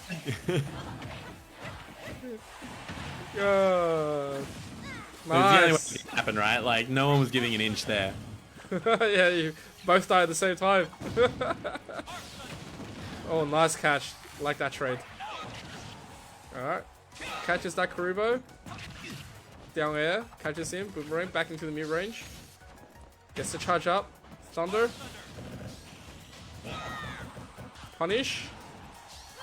Okay, here we go. Just enough. Just enough to come back and shield.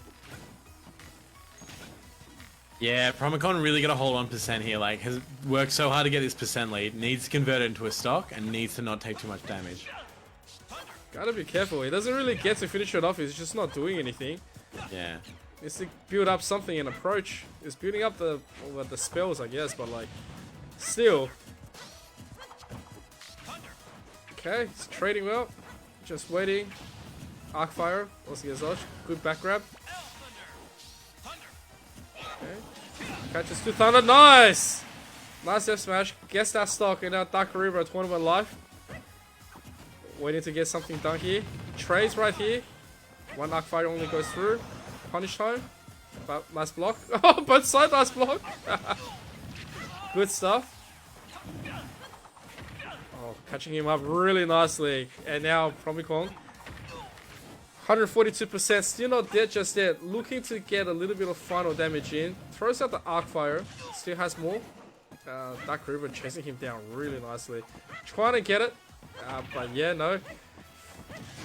Finally getting. Yeah, back to an even game now. Game 3 as well. So the loser of this is going to be out of the tournament. Oh dear. Here we go. Now the combo's coming out from Dark Karibo. Punish time. Nice. Oh, that's good. Oh, Oh! goes past the ledge and manages to weave through.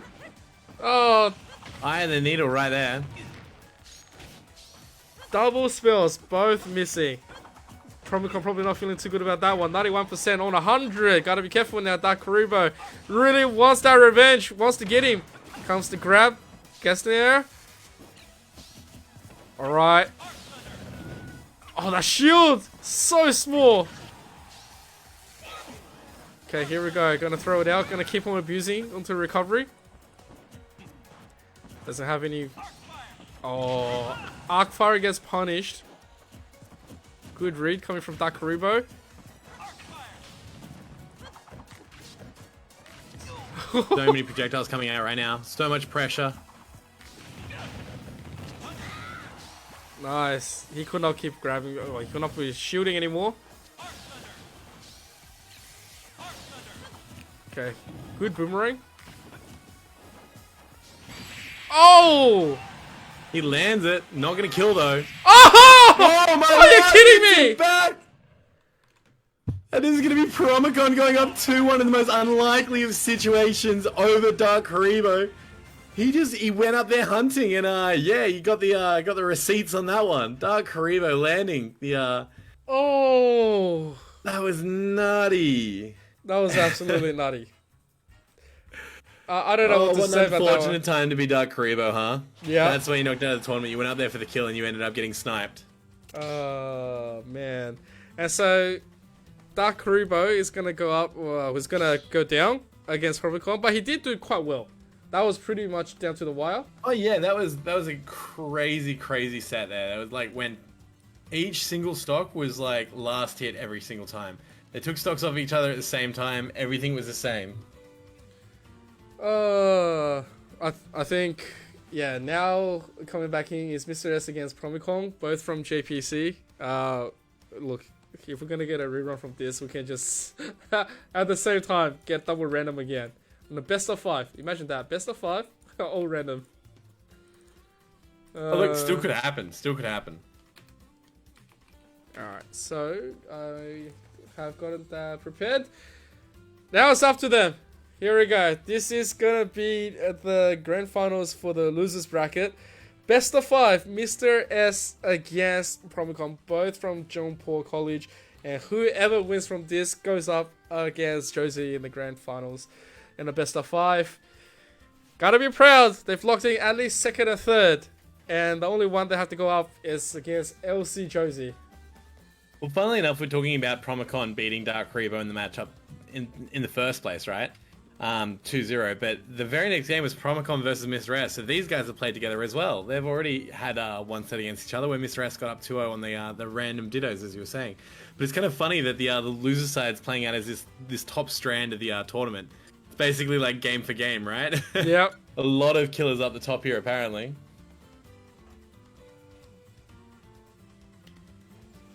It's going to be interesting to see if they go random again. They could potentially go with the characters that they feel comfortable on, and I'd honestly prefer that than the random ditto.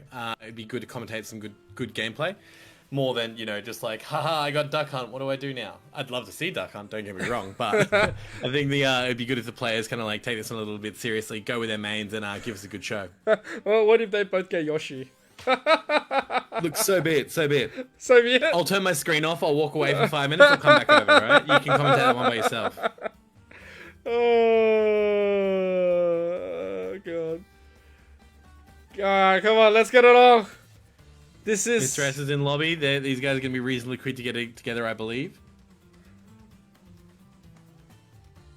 Oh, man. Surely it's going to be Robin against Steve. Surely. Could be absolutely anything, to be honest. Alright, I'm gonna insert some gurus. Grrr. Yeah, man. Just going back, I really wish my M. Bison was in this game. I think I'll play more than Street Fighter, just because, you know, it's so satisfying when you get the combos in, especially when you connect Psycho Crushers. It's like, yeah. Psycho Crusher! And like, you know, his ultimate will be like Psycho Driver. It's like the whole screen gets Psycho Crush. I just like that every break you're just like, okay, my opportunity to talk about M. Bison again. That's Not right. in this game, but it's an opportunity to talk about what if he was in this game. Well, this is the kit that I would say he should have. Yeah, his norms, everything would be so good. That's why I suppose commentating Smash Bros is so easy, because like if you get stuck for time, you can just be like, oh yeah, look, what if we had this character? What if we had this character? What if we had this character? You can just go for ages. That's right. And his theme, if you like, you know, the classic Street Fighter 2 one. Yeah, I'm just going off a tangent right now, but yeah, absolutely would love it.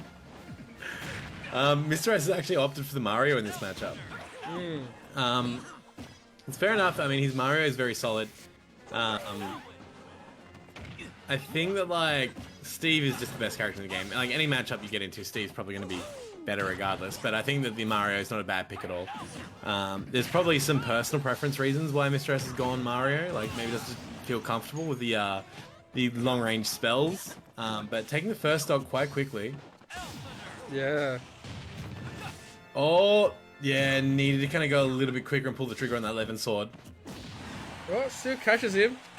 129%. Yeah, it's super weird, right? Like, fair, up air, back air, all of them going to kill with 11 sword. We just see it with the up air there. Back to an even game now. Mario just kicking fire. Very good. Love to see it. Doing it again. I mean, he plays Mario Striker, right? His feet This is is the thing, invincible. right? Like, really interesting neutral situation coming out of Mr. S here, where he knows the spells are coming, so he's just constantly short hopping with the up air and just knocking all of them out of the way, getting closer and trying to start a combo. So it's a really interesting approach to neutral. Oh, nice. Oh, just goes out there, just says nah, none of this. This stock is ending right now. Oh, it doesn't get the second connection. Still connects. It's a good combo.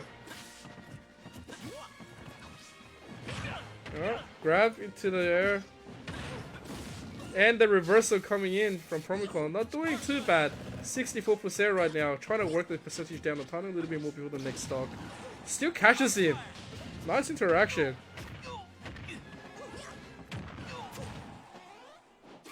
Nice backflips. Mr. S. Reasonably even percent. Love the cape. Yeah. There it is. Oh, tries to cape him. Yeah, I think Mr. S proving, you know, that cape to be quite useful so many times already.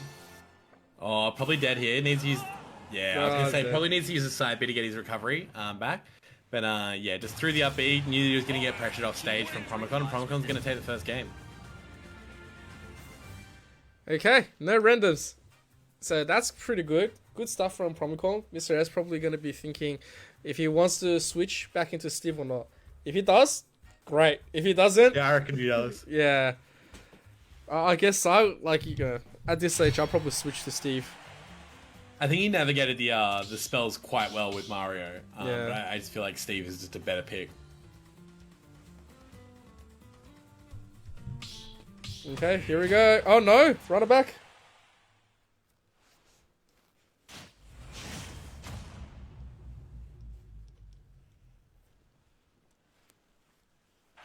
Alright, here we go. PS2, just instantly gonna get a little bit more. It's probably pretty much the same right now. Nothing has really changed. We'll just see if Mr. S actually decides to have any form of change up. Yeah, I suppose Mr. S is using his his aerials really well to deal with the projectile spam. And when he gets in, all he needs is to convert a little bit more. Like there where he landed with the back air, if he'd landed with like a nair, he would have continued the combo. Instead, he cops about 60% for his travels. Those are the kinds of mistakes that he can't be making in a matchup like this. Oh, the amount of spot dodges just there. Gets hit by the arc fire. Up you go and out of here.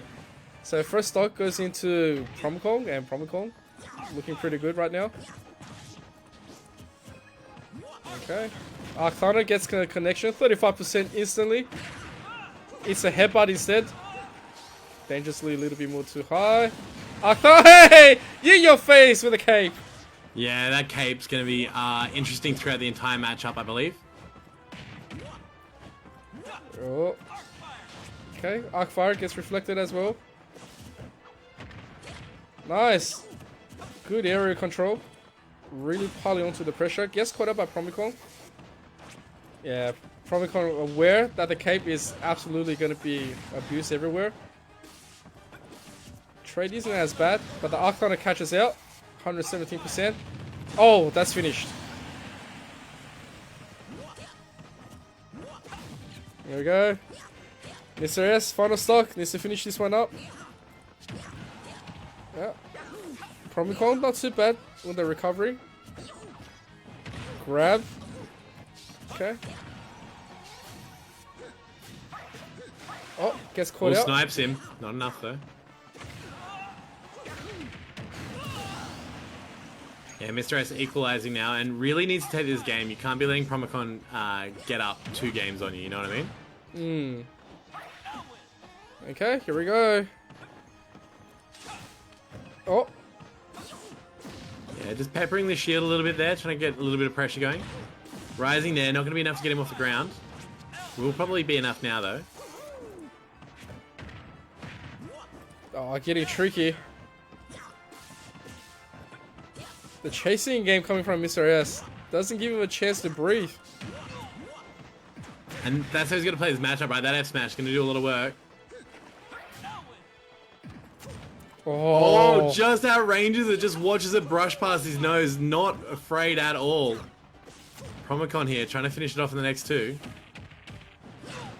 Forward throw, offstage situation again, trying to snipe with the fireballs, lands a fair, lands another fair, and that's going to be a spike, Mr. S. Hitting with a wham bam, thank you ma'am, taking the next game, bringing it to 1-1. okay, here we go. That's not too bad. This is the best of 5, so both of them still need at least 2 more in order to go to the next one. Yeah, I mean, a lot more Smash to be played in this set, I believe. Like, I mean, we've still got character changes that can come as well. I feel like while both these characters aren't necessarily losing the matchup, I feel like they're both their weaker characters. You know, Promicon, I think, played Cloud earlier. Was that right? No, it was Dark Creeper. What else did he play? Might just have a Robin. I don't know. Yeah, but then there's the Steve. He played Rob, I think. Oh, no, that was a random, though. Yeah, he had the random. That was a random. Didn't see anything else besides the random and the Robin. Yeah. I like when we get to the back end of the bracket and people start kind of getting more creative in the characters. Like, oh, I'll play the matchup, play the matchup, play the matchup. Looks like they're at least changing stage. Yeah, we got the ZSS coming out, actually. Oh, wow. A really cool pick. I've not seen a ZSS in a very long time. 3, 2, 1, go! Okay. Nice little bit of exchange in the beginning. ZSS can like combo really heavy, but it's also very light of a character. It can just be elevated all the way up too, so we'll see what happens. Yeah, I mean the combo ability is so good, right? Yeah. ZSS sort of reminds me of Bayonetta without the without the obvious traits. But yeah, I don't know. I've never been able to master ZSS properly. Every time I played it, I just kept on losing. I actually had a big rivalry with ZSS main because and just had to learn all the intricacies of the matchup. For example, like the fact that ZSS can land on your shield with a nair and then instantly go into like a frame 1 or 2 jab. And it's just such a good, like, land unsafe, throw a jab, and do the next thing. But then you got to learn, okay, well, I've got to shield the unsafe aerial, and then I've got to shield the jab, and then I can do something. And, like, what are they going to do? They're going to back up. Okay, when they back up, how can I approach? Like, there's so many, like, what's the next step kind of gameplay against ZSS. Yep. Mr. S, though, not worried at all here. Taking the first stock, and Promicon just trying to find that random up B. Really good option at a shield. Side B is also going to kill quite well. Yeah, there it is. Doesn't kill though, a little bit stale maybe.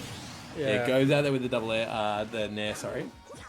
ZS has another, like a formidable character off stage. I think that's going to be like the difference maker between, oh, that was the start of the ladder. Oh. Yeah, oh, we're almost in it. They're both backflipping, that's the fun part. Well, that's the thing is, the reason why they allowed each other to go to Battlefield is because they both got the same game plan. It's throw up airs until you get to the top of the blast zone, then hit an up B. But it's like, who's going to do it first? Oh.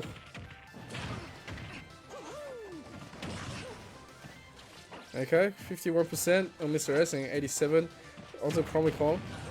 Let's get a catch. Okay. Not doing too bad. Still controlling this Instagram one. throws him back on stage. I don't think he wanted that. I think he wanted to throw him back off stage. Yeah. Oh, good catch. Oi! Big Yeah, hip landing on up. up air, up smash is never a good idea. Probicon looking to finish this one off reasonably. Man, look at the movement. Mr. S isn't doing too bad. Oh, he's doing spectacular with the cave and how Mario is being played out. Get some coins on his way back.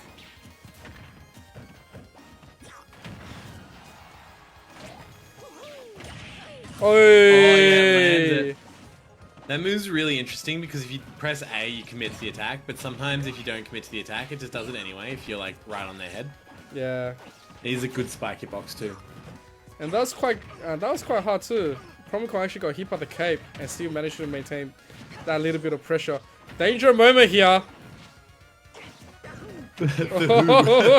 Your combo, my combo. Yeah, that up B from the top platform is actually going to kill next time it lands, I think. Yeah. Whoa. The bottom platform.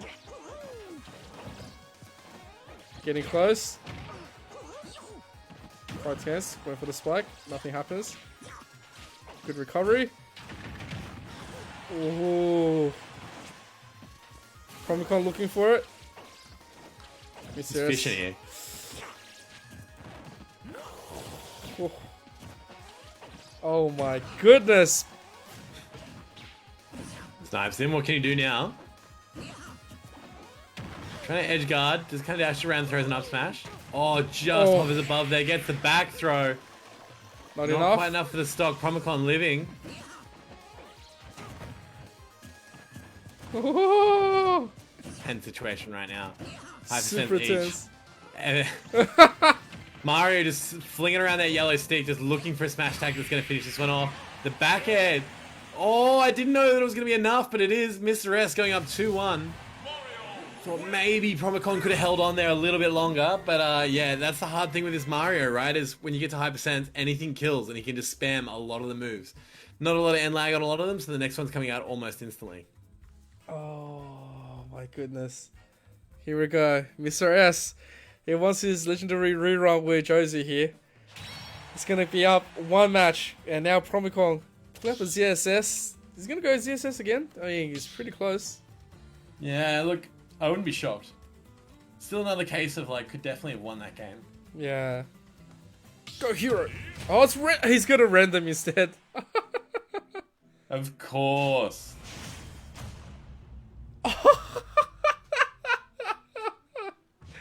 Okay, so it's gonna Richter instead.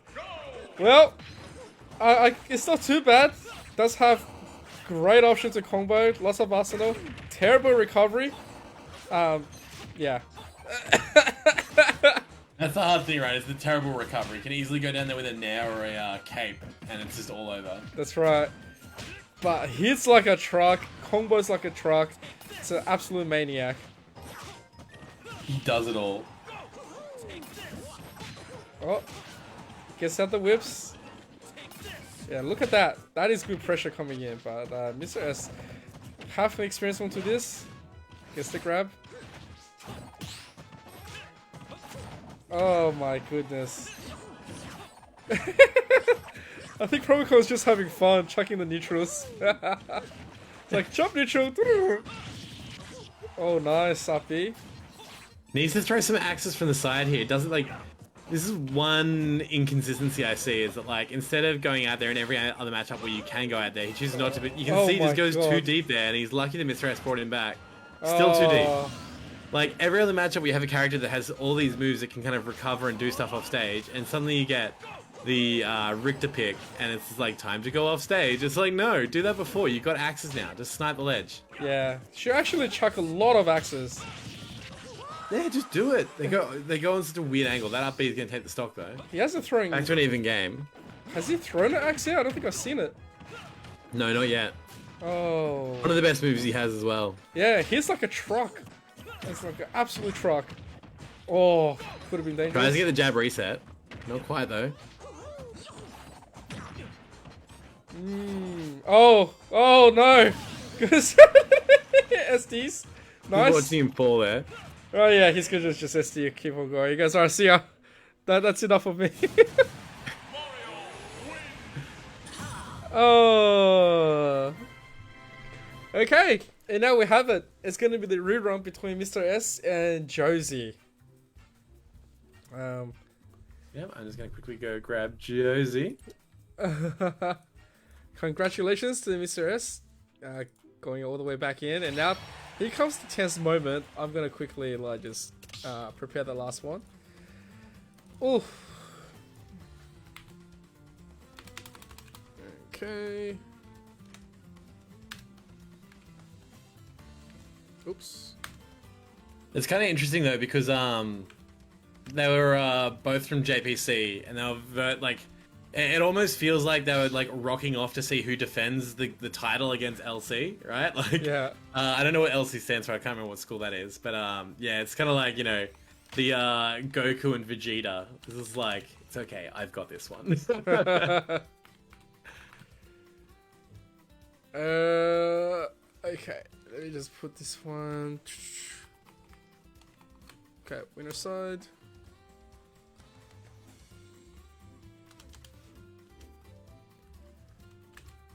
Okay, we are ready.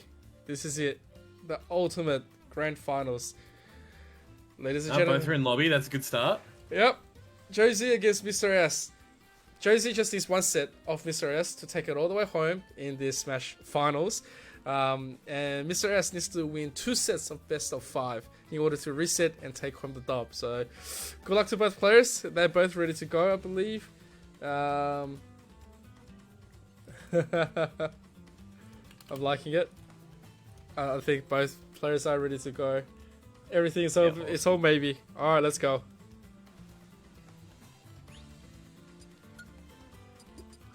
I'm so thrilled. And then going back, you can't stop me. And then Cycle Crusher.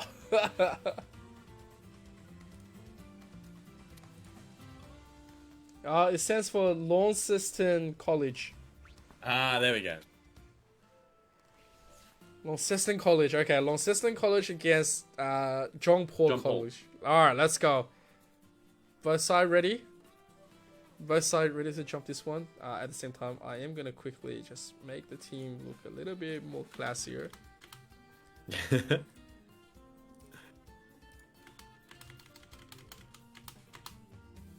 There we go. All right. In true FGC style, this is it. It's going to be interesting to see if we get the Steve Ditto again, or if they're going to go to different characters. Imagine that. It's like, alright, it is all about that Steve.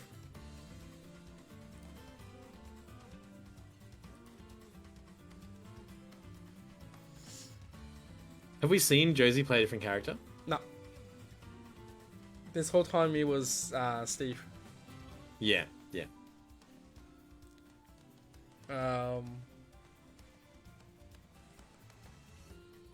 Hopefully they're playing. Come on. Come on. Josie says ready. I am ready. Thank you for waiting. Ready. Come on, come on. Okay. Throwing some Terry quotes right there. Come on, come on. Hey, are you okay? Yeah, he missed his day by a couple of days. Yeah. I was hoping we got Hong Kong back so I could make that joke. Hey, are you okay? Buster Wolf! I love that. I love that. I love he asks if you're okay as he's hitting you in the face. Yeah. It's like, oh, you are okay? Alright, so now let me just hit you really quickly. Yeah, to all the Asian communities out there, also happy Mid-Autumn Festival. Time to eat some mooncakes. So make sure that we're all going to be okay. I've just got an updated Joessi, I believe. Joessi? Not Josie. Oh, Joessi. Joessi. Okay, Joessi. Joessi! Waiting for the opponents. Joessi.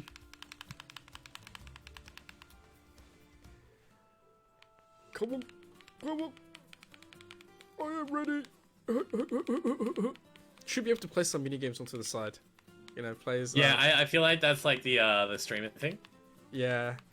Maybe I should like put another like game on the side. We'll play I Want to Beat That Boshi or something.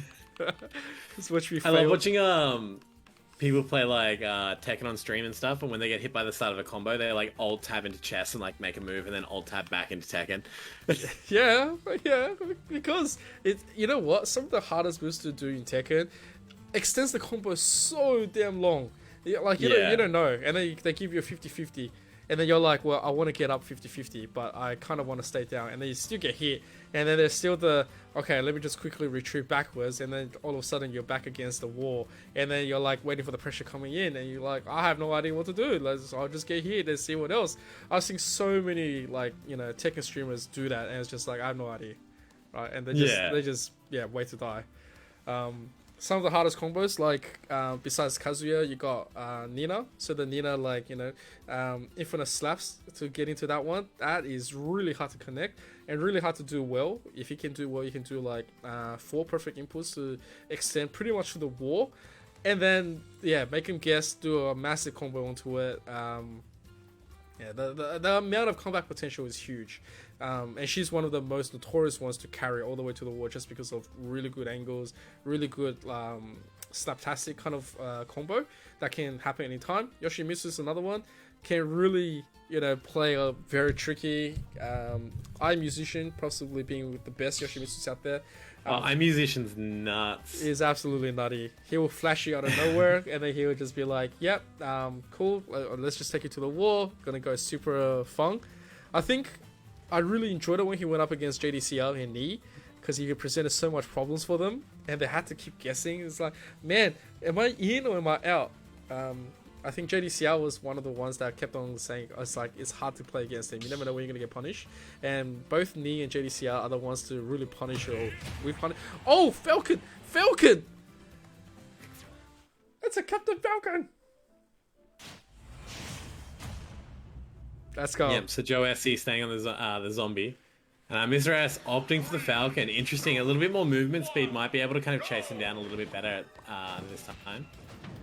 Yeah, this is something I wanted to experiment with before. And, yeah. Mr. S can really do... he can beat the current guinea pig for me, because I've been wanting to experiment with this matchup.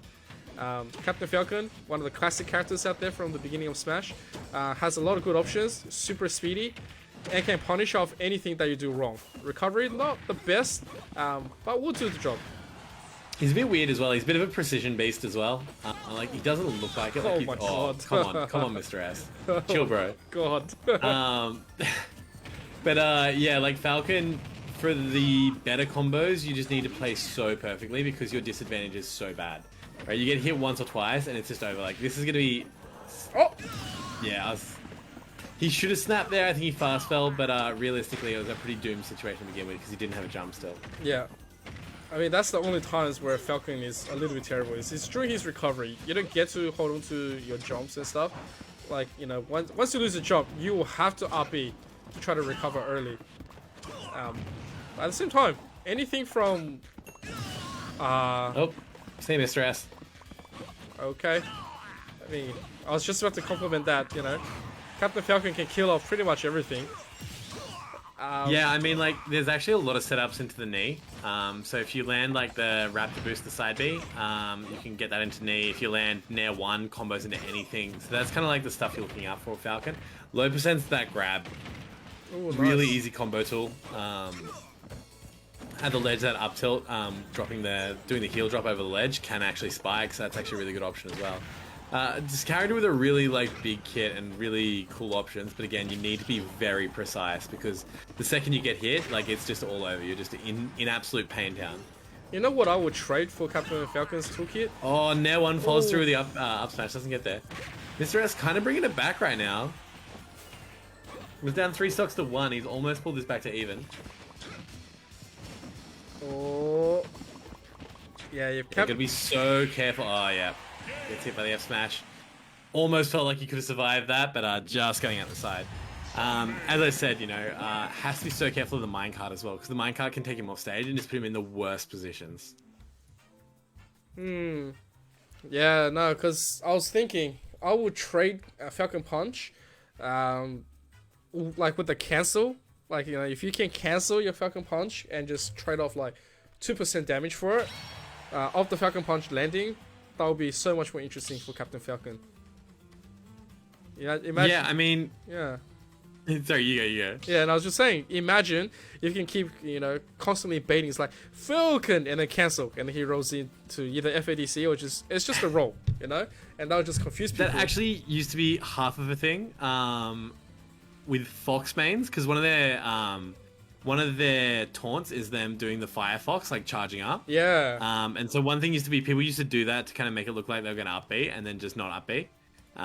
So yeah, like trying to bait and play some mind games. Yeah, that will make it interesting. That will have Captain Falcon, like, you know, pull straight back up to the top tier. It's like playing online with Captain Falcon is so hard because he's so fast, very speedy, very powerful character, very weak in recovery. But you know, it's just like how used to it are you with the online lag? You know, how used to everything that you're supposed to be able to execute. And so, waiting for Mr. S to come back in. Not sure about his pick. Mr. S is at home with a dartboard, blindfold on, just trying to pick his next character. What is going to work into this Steve matchup?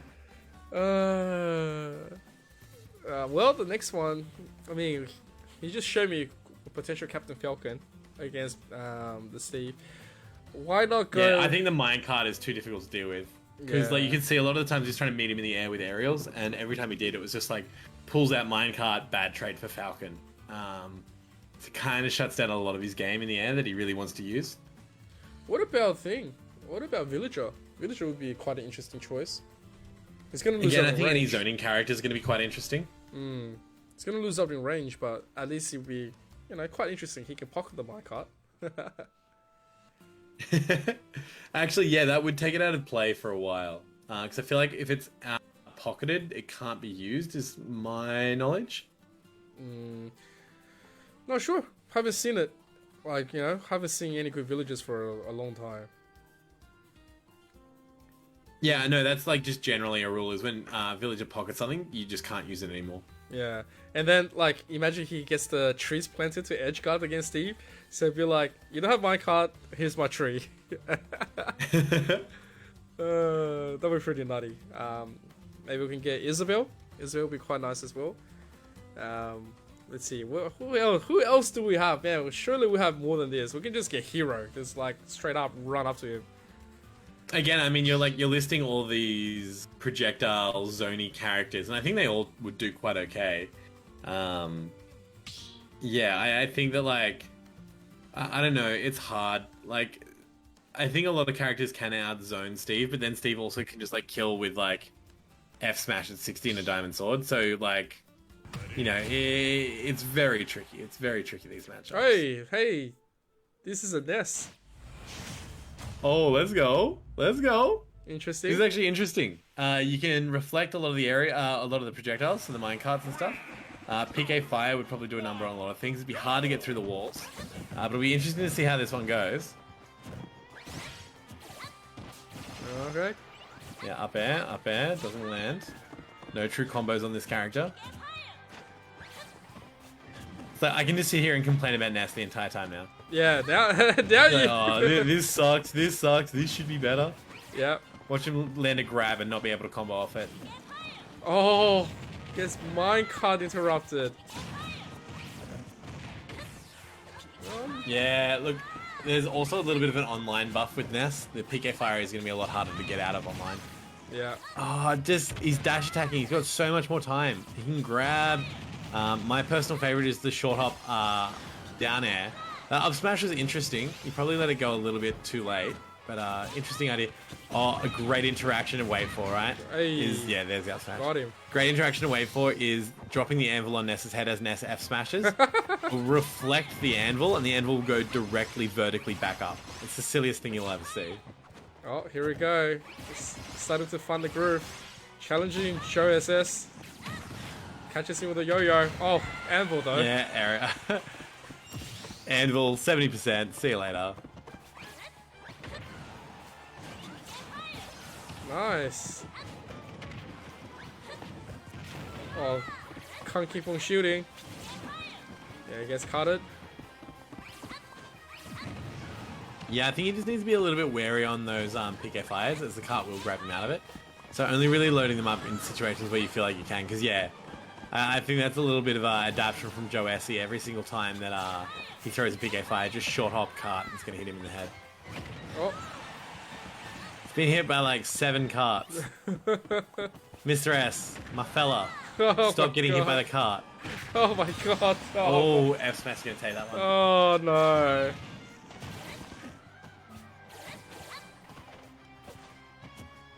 Oh.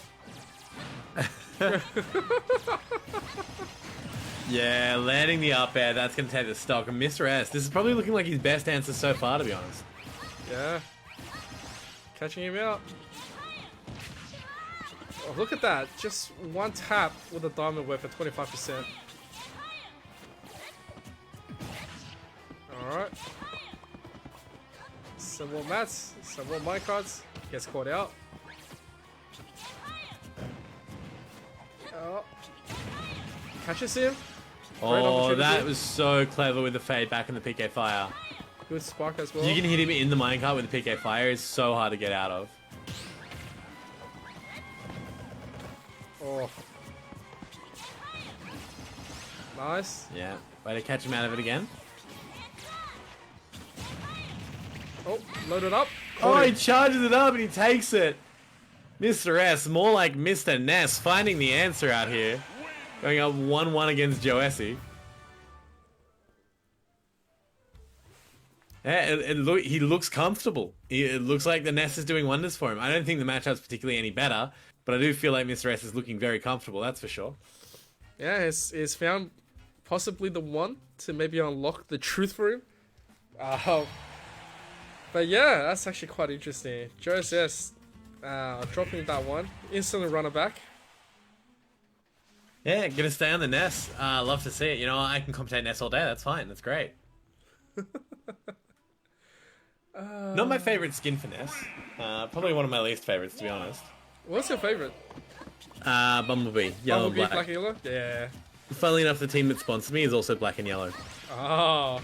So it just looks like I'm just like, oh yeah, team colors. But no, I've been playing black and yellow since like Melee. Oh, nice stuff from Joe's S. Nice punish all around. Okay, grab. A few combos. Good interrupts. Mr. S. Trying to go for a fishing. Oh yeah, needs to be... Okay, I really want Mr. S to kind of clue into the fact that he can reflect those anvils, sit under it, bait it, and then just let it fly. Because it will be a kill at like 30% if you can get it. Like the anvil already kills so early, you're reflecting it with 1.5 times damage and knockback, like it's gonna be a big hit. Yep. Oh. Try to load it up with a yo-yo. Oh. I don't like the PK fire into the up smash. It's been working, but I just feel like rising up air kind of accomplishes the same thing and does it better. And more consistently. Oh. Yeah, that's gonna be the stock up air. I prefer up smash for like when they're horizontally in front of you. You can like let them sit on the yo-yo for a bit, but if they're like slightly above you, it's got to be rising up air. Okay, nice little bit of taps. Ay.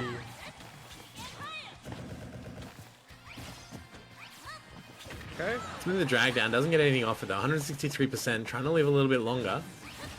Yeah, see that's exactly what I like about Mr. S's Ness, is just kind of dashing back into that mid PK fire range and then just sitting there. But the minecart's going to take the stock. Alright. Working on the second stock. Oh, Mr. S really fishing right here. Getting super aggressive. Yeah, that's where I like the up smash, is on the shield. Because as soon as they drop the shield, you can let it fly and you'll actually connect the main hitbox of it. You can't obviously hold it a little bit too long because they will get bumped out of it. Oh! Oh, the PK flash, just sniping the ledge there. That's going to be an early stock for Mr. S. I do like that with the invulnerability, he has to just wait for him to get the diamond pickaxe. There's nothing he can do about it. Oh. This is like, yeah, bro, I'll be back to the fight. I'm just crafting right now. Okay, give me a second.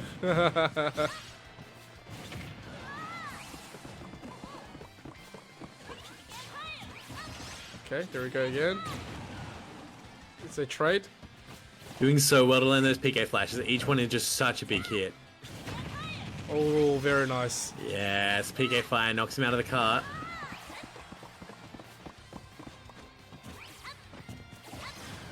Oh, nice weaving. Oh, minecart, you go in.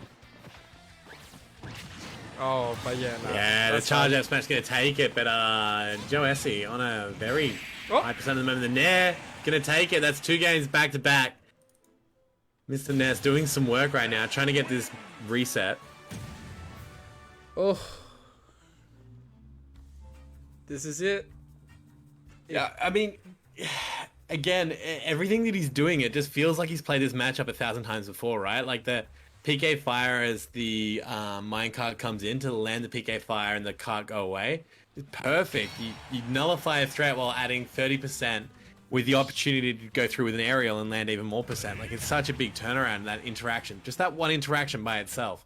The PK flashes. No one hits 4 PK flashes a game, but Mr. S is keeping up with that at the moment, taking a full stock and getting some more damage with it previously in both games. And Mr. S just seems like he's got Joe Essie's number right now. Joe Essie has a little bit of soul searching here. Has to try and figure out how he's going to beat this nest. Alright, Joseph needs to be careful. Loses this one. The bracket's going to be reset in this best of 5. Okay, that's the first time he's landed that. A little bit of lag right there. Made it sound like he used the move lag and he landed it. Yeah. Here comes lag. Alright, it looks like we're still good, but Mr. S very Yeah, see that predictive. PK Fire is so perfect there. Yeah, Joe Essie has to use that minecart from at least a short hop range. He can't use it on the ground, because if he does, he's just going to eat PK Fire. Alright, Jersey, 99% right here. Being a little bit respectful, but it's the foot right there. And another. That's going to be first That stop. back air is going to take the stock.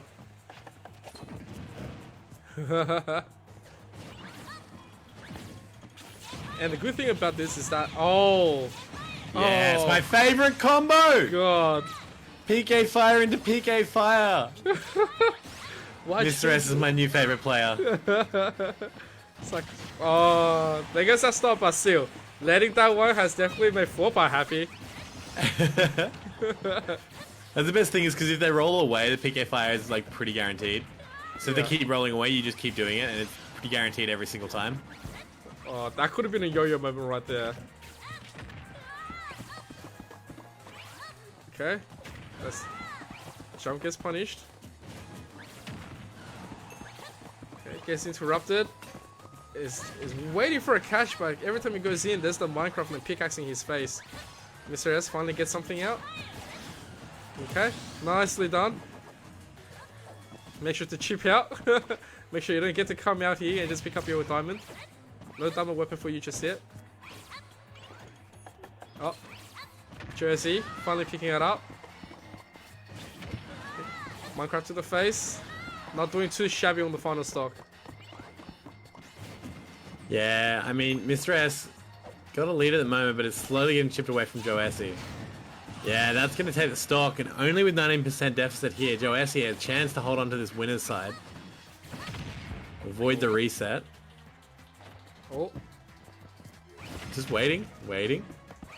Mr. S being so respectful. I'm pretty sure we got diamond tools on the zombie at the moment as well. Oh, pulls him out of the minecart.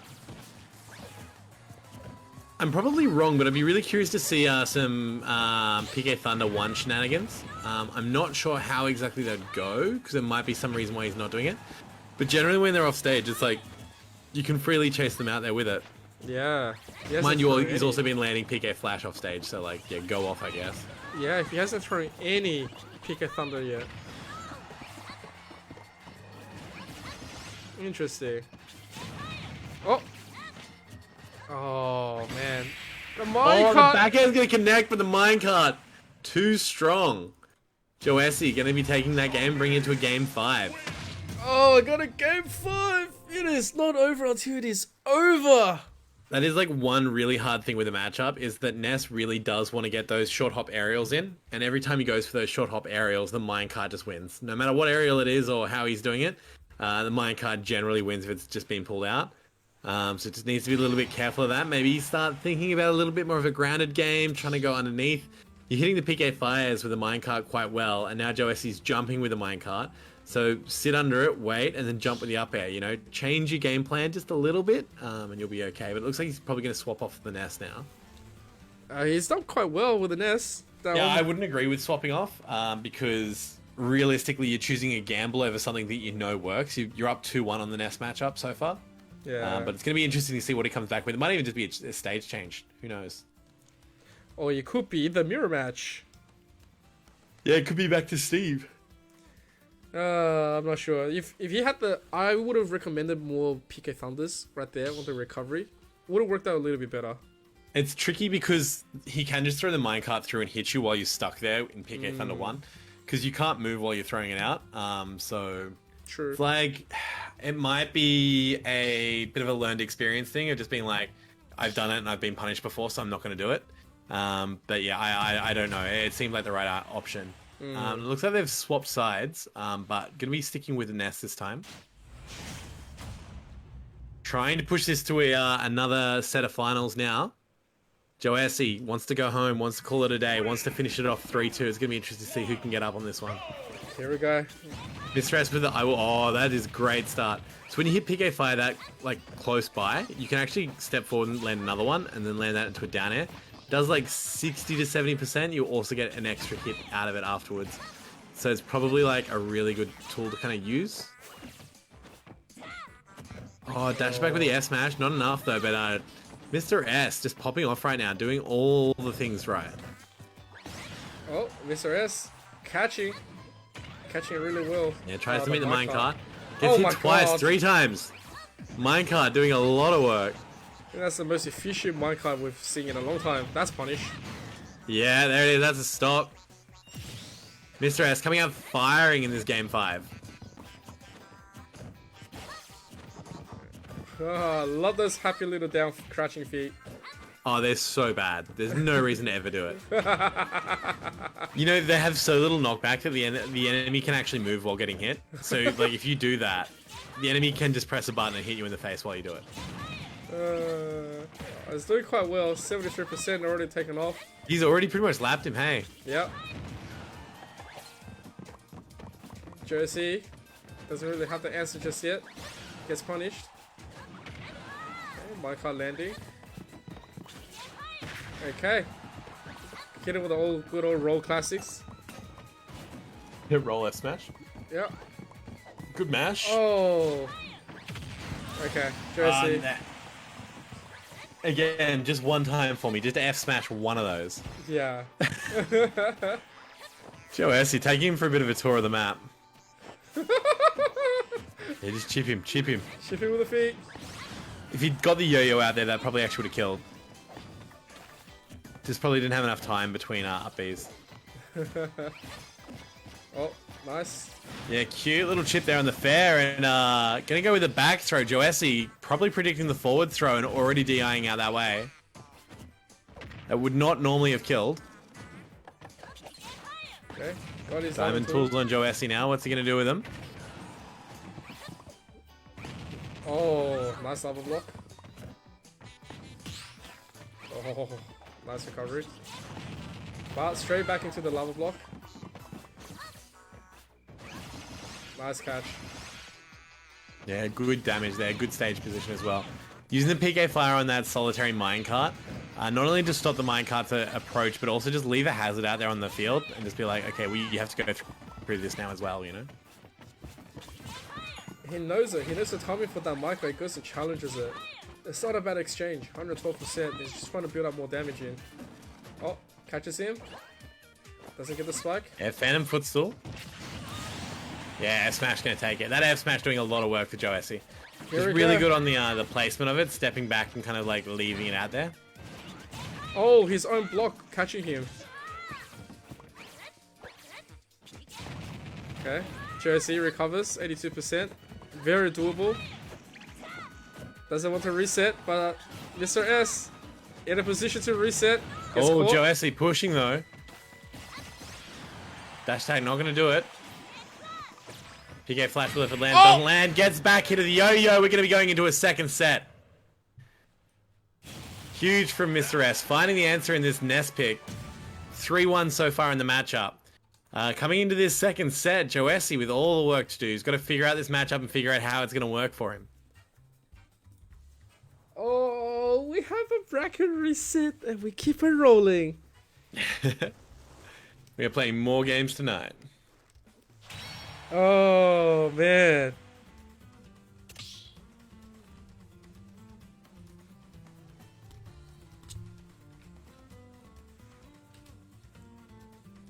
Okay, here we go. This is the final set possible for today. Grand finals. Yeah, this is it. It's all This or is nothing now. And yeah, JSE, this is his moment. Right now he got reset up home by Mr. S. It doesn't really have an answer for this nest coming out. He needs to find something, find a balance, and just hit go. Yeah, I mean, I think it's in that short hop range with the minecarts especially. I think that's where the advantage is going to come out of. But yeah, he needs to reassess, right? He's won like 5 of these matchups with whatever Mr. S has pulled out, and then suddenly the nest is just getting him a little bit out of sorts, not sure what he's meant to be doing. Very, very interesting stuff. And props to Mr. S. He's played through enough matchups now. He's found the one that's working for him, and he's going to stick with it. Yeah, that was not easy. That's actually not easy. Well,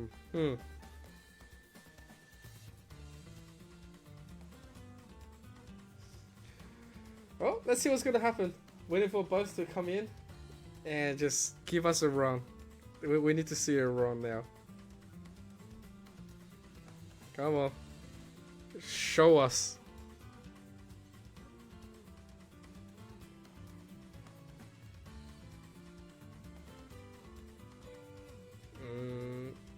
Come on. They look ready. They look They're ready. staring each other down.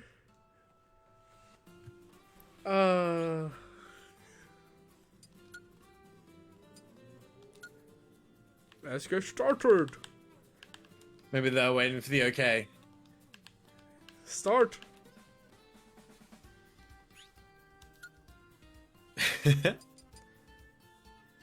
Let's really go for it.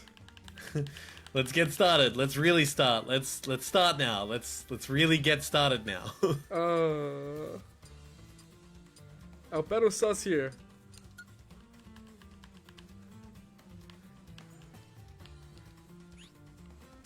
Okay, let's have a good battle. Let's give him a bit of a prompt. Make sure no one fell asleep over there. It's the the 4th hour of competition now. Yep, You guys been going for a while? and we still keep it rolling. Oh, advancing still.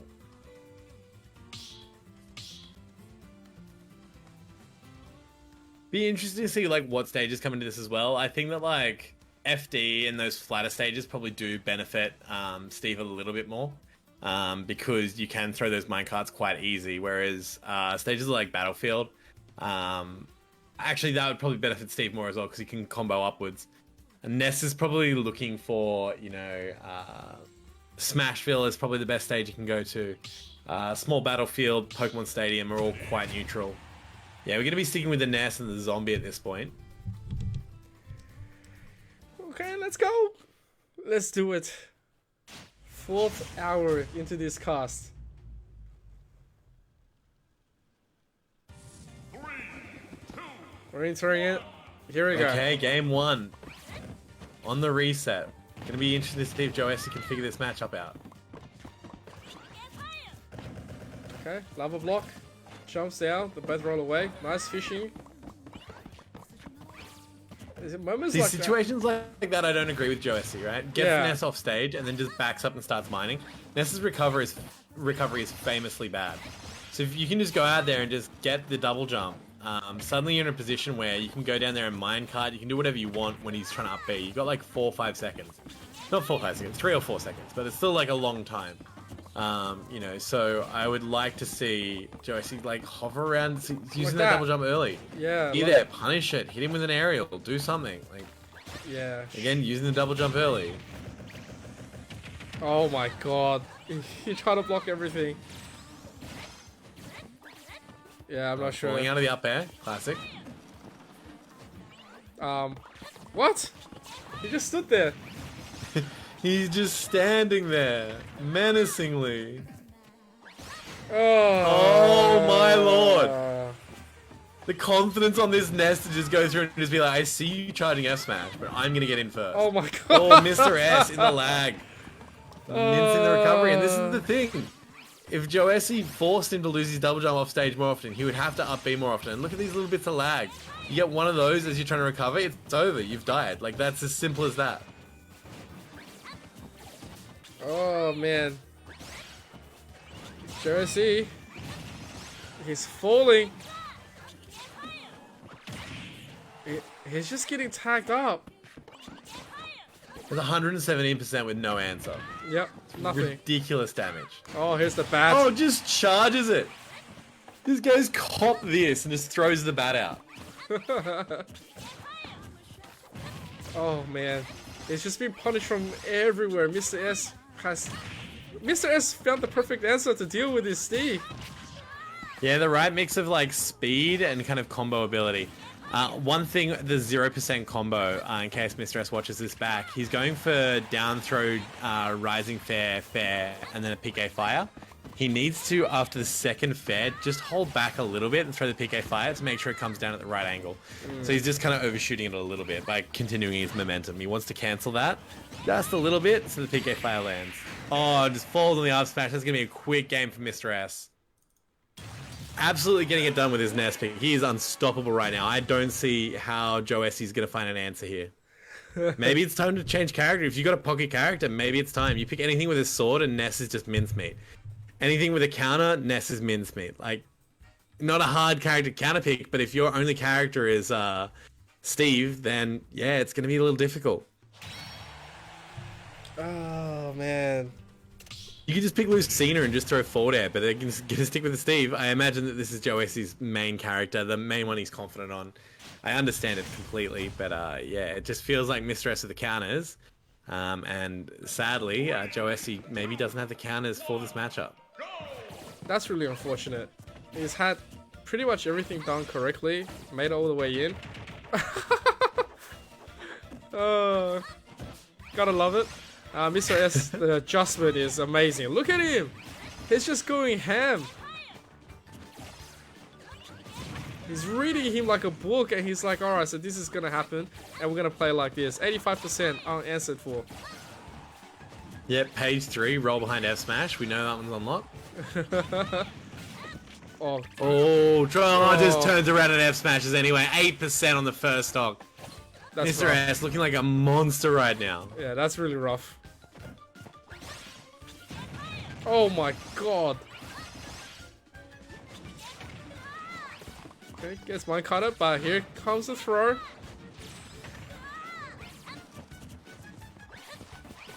He's trying to catch him. Joey S is just trying to build the distance. He's trying to build the distance so much. Finally smacks Mr. S a little bit. Good exchange. But yeah, no punishment. Has resources now. Will be a big shame if he gets caught out now. Oh wow. Gets caught out with the PK fire. Yo! Not quite. Oh no, that was enough. That was Yeah. enough. He died straight off the top. That would have been the closest percent as well, but Mr. S on the verge of a 3-stock here. Oh my god. Jersey, man. Jersey, you needed to finish him off right there. Now go for this chancy place. It's actually just drilling into her health. Oh dear. I don't know, man. Jersey right now showing a lot of mental debuff. I don't think he knows, like, you know, right now, just how much trouble he's in. Oh my god. Oh my god, Basie Edwards lands with the F smash. Mr. S playing out of his mind right now. What is Tomahawk F smash? You got this man shook. He landed. There was no threat and he spot dodged, copped the bat. Mr. S is all kinds of inside his mind right now. Download complete. This is that was a 3-stock. Joessi, he needs to roll the dice. He needs to pick something else. He needs to just try something because he's got nothing for this nest right now. Yeah, he's In this reset, it's it's 1 stock taken compared to 6 stocks taken. It's a 5+ stock ratio on nest. And it looks like they're going to probably go through some changes at the moment. But yeah, Mr. S just playing out of his mind. Oh my god, Josie. I don't know what you're gonna do right now, but you gotta do it right now. Tournament lifeline. You've been, you know, a very successful winner's run. To go down now, like this, getting resetted. Oh. I mean, Joessi, I think he dropped 1 game to Hong Kong, and that's it. That's it. And now he's on the back end of the sauce here from Mr. S. Mr. S definitely riding the momentum. And the more funny thing is, if Josie decides to pick another character, right? Mr. S can just go straight back into Steve. Yeah. I mean, that's the threat, right? Like, you at least get 1 game of, you know, your character verse, because the nest has to select first, and then the counter can be made.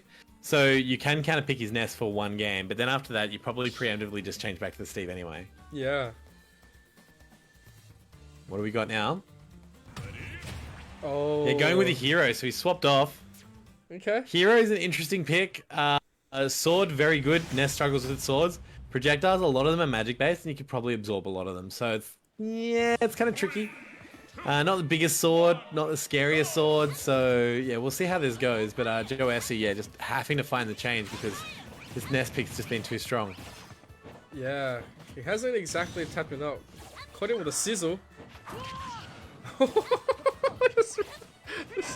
This is gonna be the mind game as well. Is like, do I go in with the magnet and get hit by the sword, or do I go in to hit him and then get hit by the special magic? You know? Yeah, got a psych up. Nice. Okay. Oh.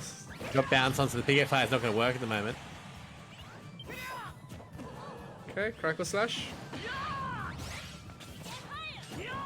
Oh, punish.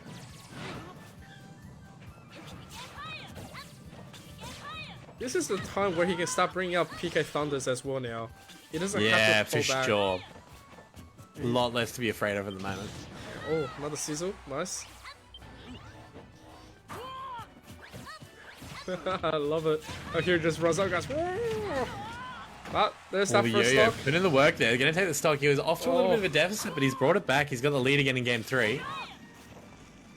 Yeah, great option there is just throwing the PK fire and just like going, okay, you can sit there and I'll like, you know, you sit with the PK fire, I'll be back here waiting, it's fine. Yeah, and this is the moment he can really jump in because he has no mana. My god. Needed to get up and attack there to get through the up smash, boy. but managed to get through anyway, get the grab, and then a PK flash is 85% off the bat.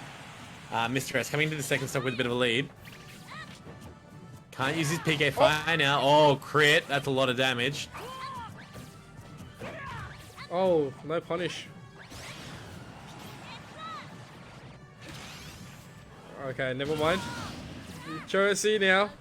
Tournament stock. Getting taunted off. Yeah, this is tight now. I guess the kaboom. Okay, got metal form Clang. What else can you do, right? Like you just gotta wait. He was... No jump here, no jump here. Needs to punish. Lands it down there. That's going to be the set, the game, and the match going to Mr. S, taking out this high school league grand finals over Joessi 3-0 in extra time in the reset. Huge props to Mr. S. He went through a bunch of characters. He found the nest and he stuck with it. And boy, did he profit off that. I think it was a 6-1 turnaround since he picked the nest. Oh man, he was Like, just. Ness is always the right answer. What can I say? What can I say? Yeah. Oh man, that metaphor, and then it just goes bound to the statue right there. Oh, yeah. And, like, it would have been a top deck and just a guess. And yeah, when that happens, you just got to wait for him to come out of it and punish him. And yeah, that's exactly what Mr. S did. Landing that up smash and following it up with a PK flash. Did like a 60% turnaround. Yeah, huge.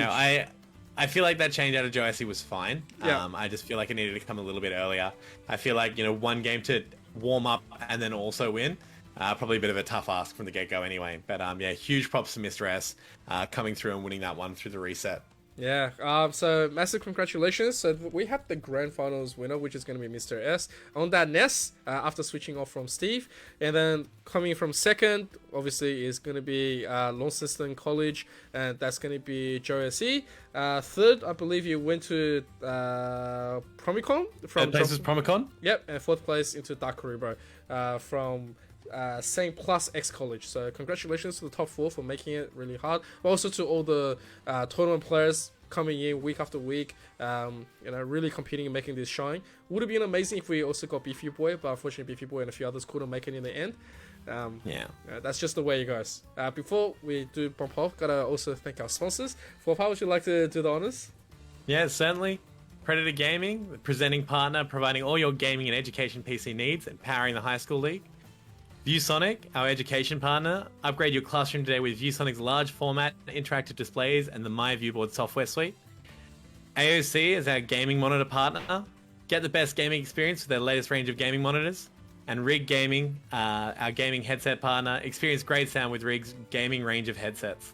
Thank you very much for that one. And of course, obviously this wouldn't happen without them, without all the players, without all the, organizers out there. So, we thank you very much. Thank you to all the viewers. If you do want to get yourself involved, you want to keep on, coming in with a casting, with viewing and participating to the future AU Esports League, make sure to follow all of our Facebook, Instagram, Twitter, TikTok, Discord. Of course, the replays are going to be on YouTube, so at AU Esports League for everything. And of course, on Twitch is twitch.tv/AURUni, AURUni2, where we'll be broadcasting all the other games like Rocket League, CSGO, Hearthstone, Rainbow Six Siege, Dota 2. So, obviously catch us there.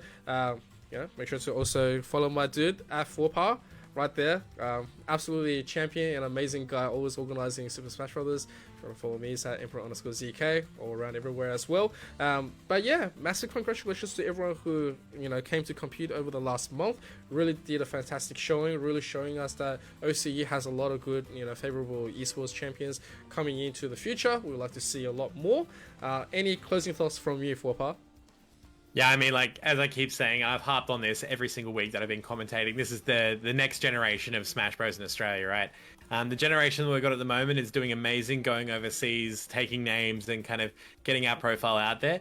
But these are the guys that are going to come through and make Australia a real force, and starting in the high school league, opportunities like this are rare for high schoolers. So, I'm glad these guys are kind of taking the opportunity and taking for what it's worth, playing the competitions, and bettering themselves, because if these guys stick with it, they're going to come into a future that's probably got a little bit more opportunities in esports, and they're going to be the ones ready to take them. So awesome to see this level so high already. Yeah, absolutely. So thank you guys so much for making this. Congratulations to everyone. Please stay safe. We're going to wrap up this cast today and get some rest over the weekend. And hopefully we will see you all very, very soon again. This is Emperor ZK and 4Pa signing off for the AEL High School League. Peace.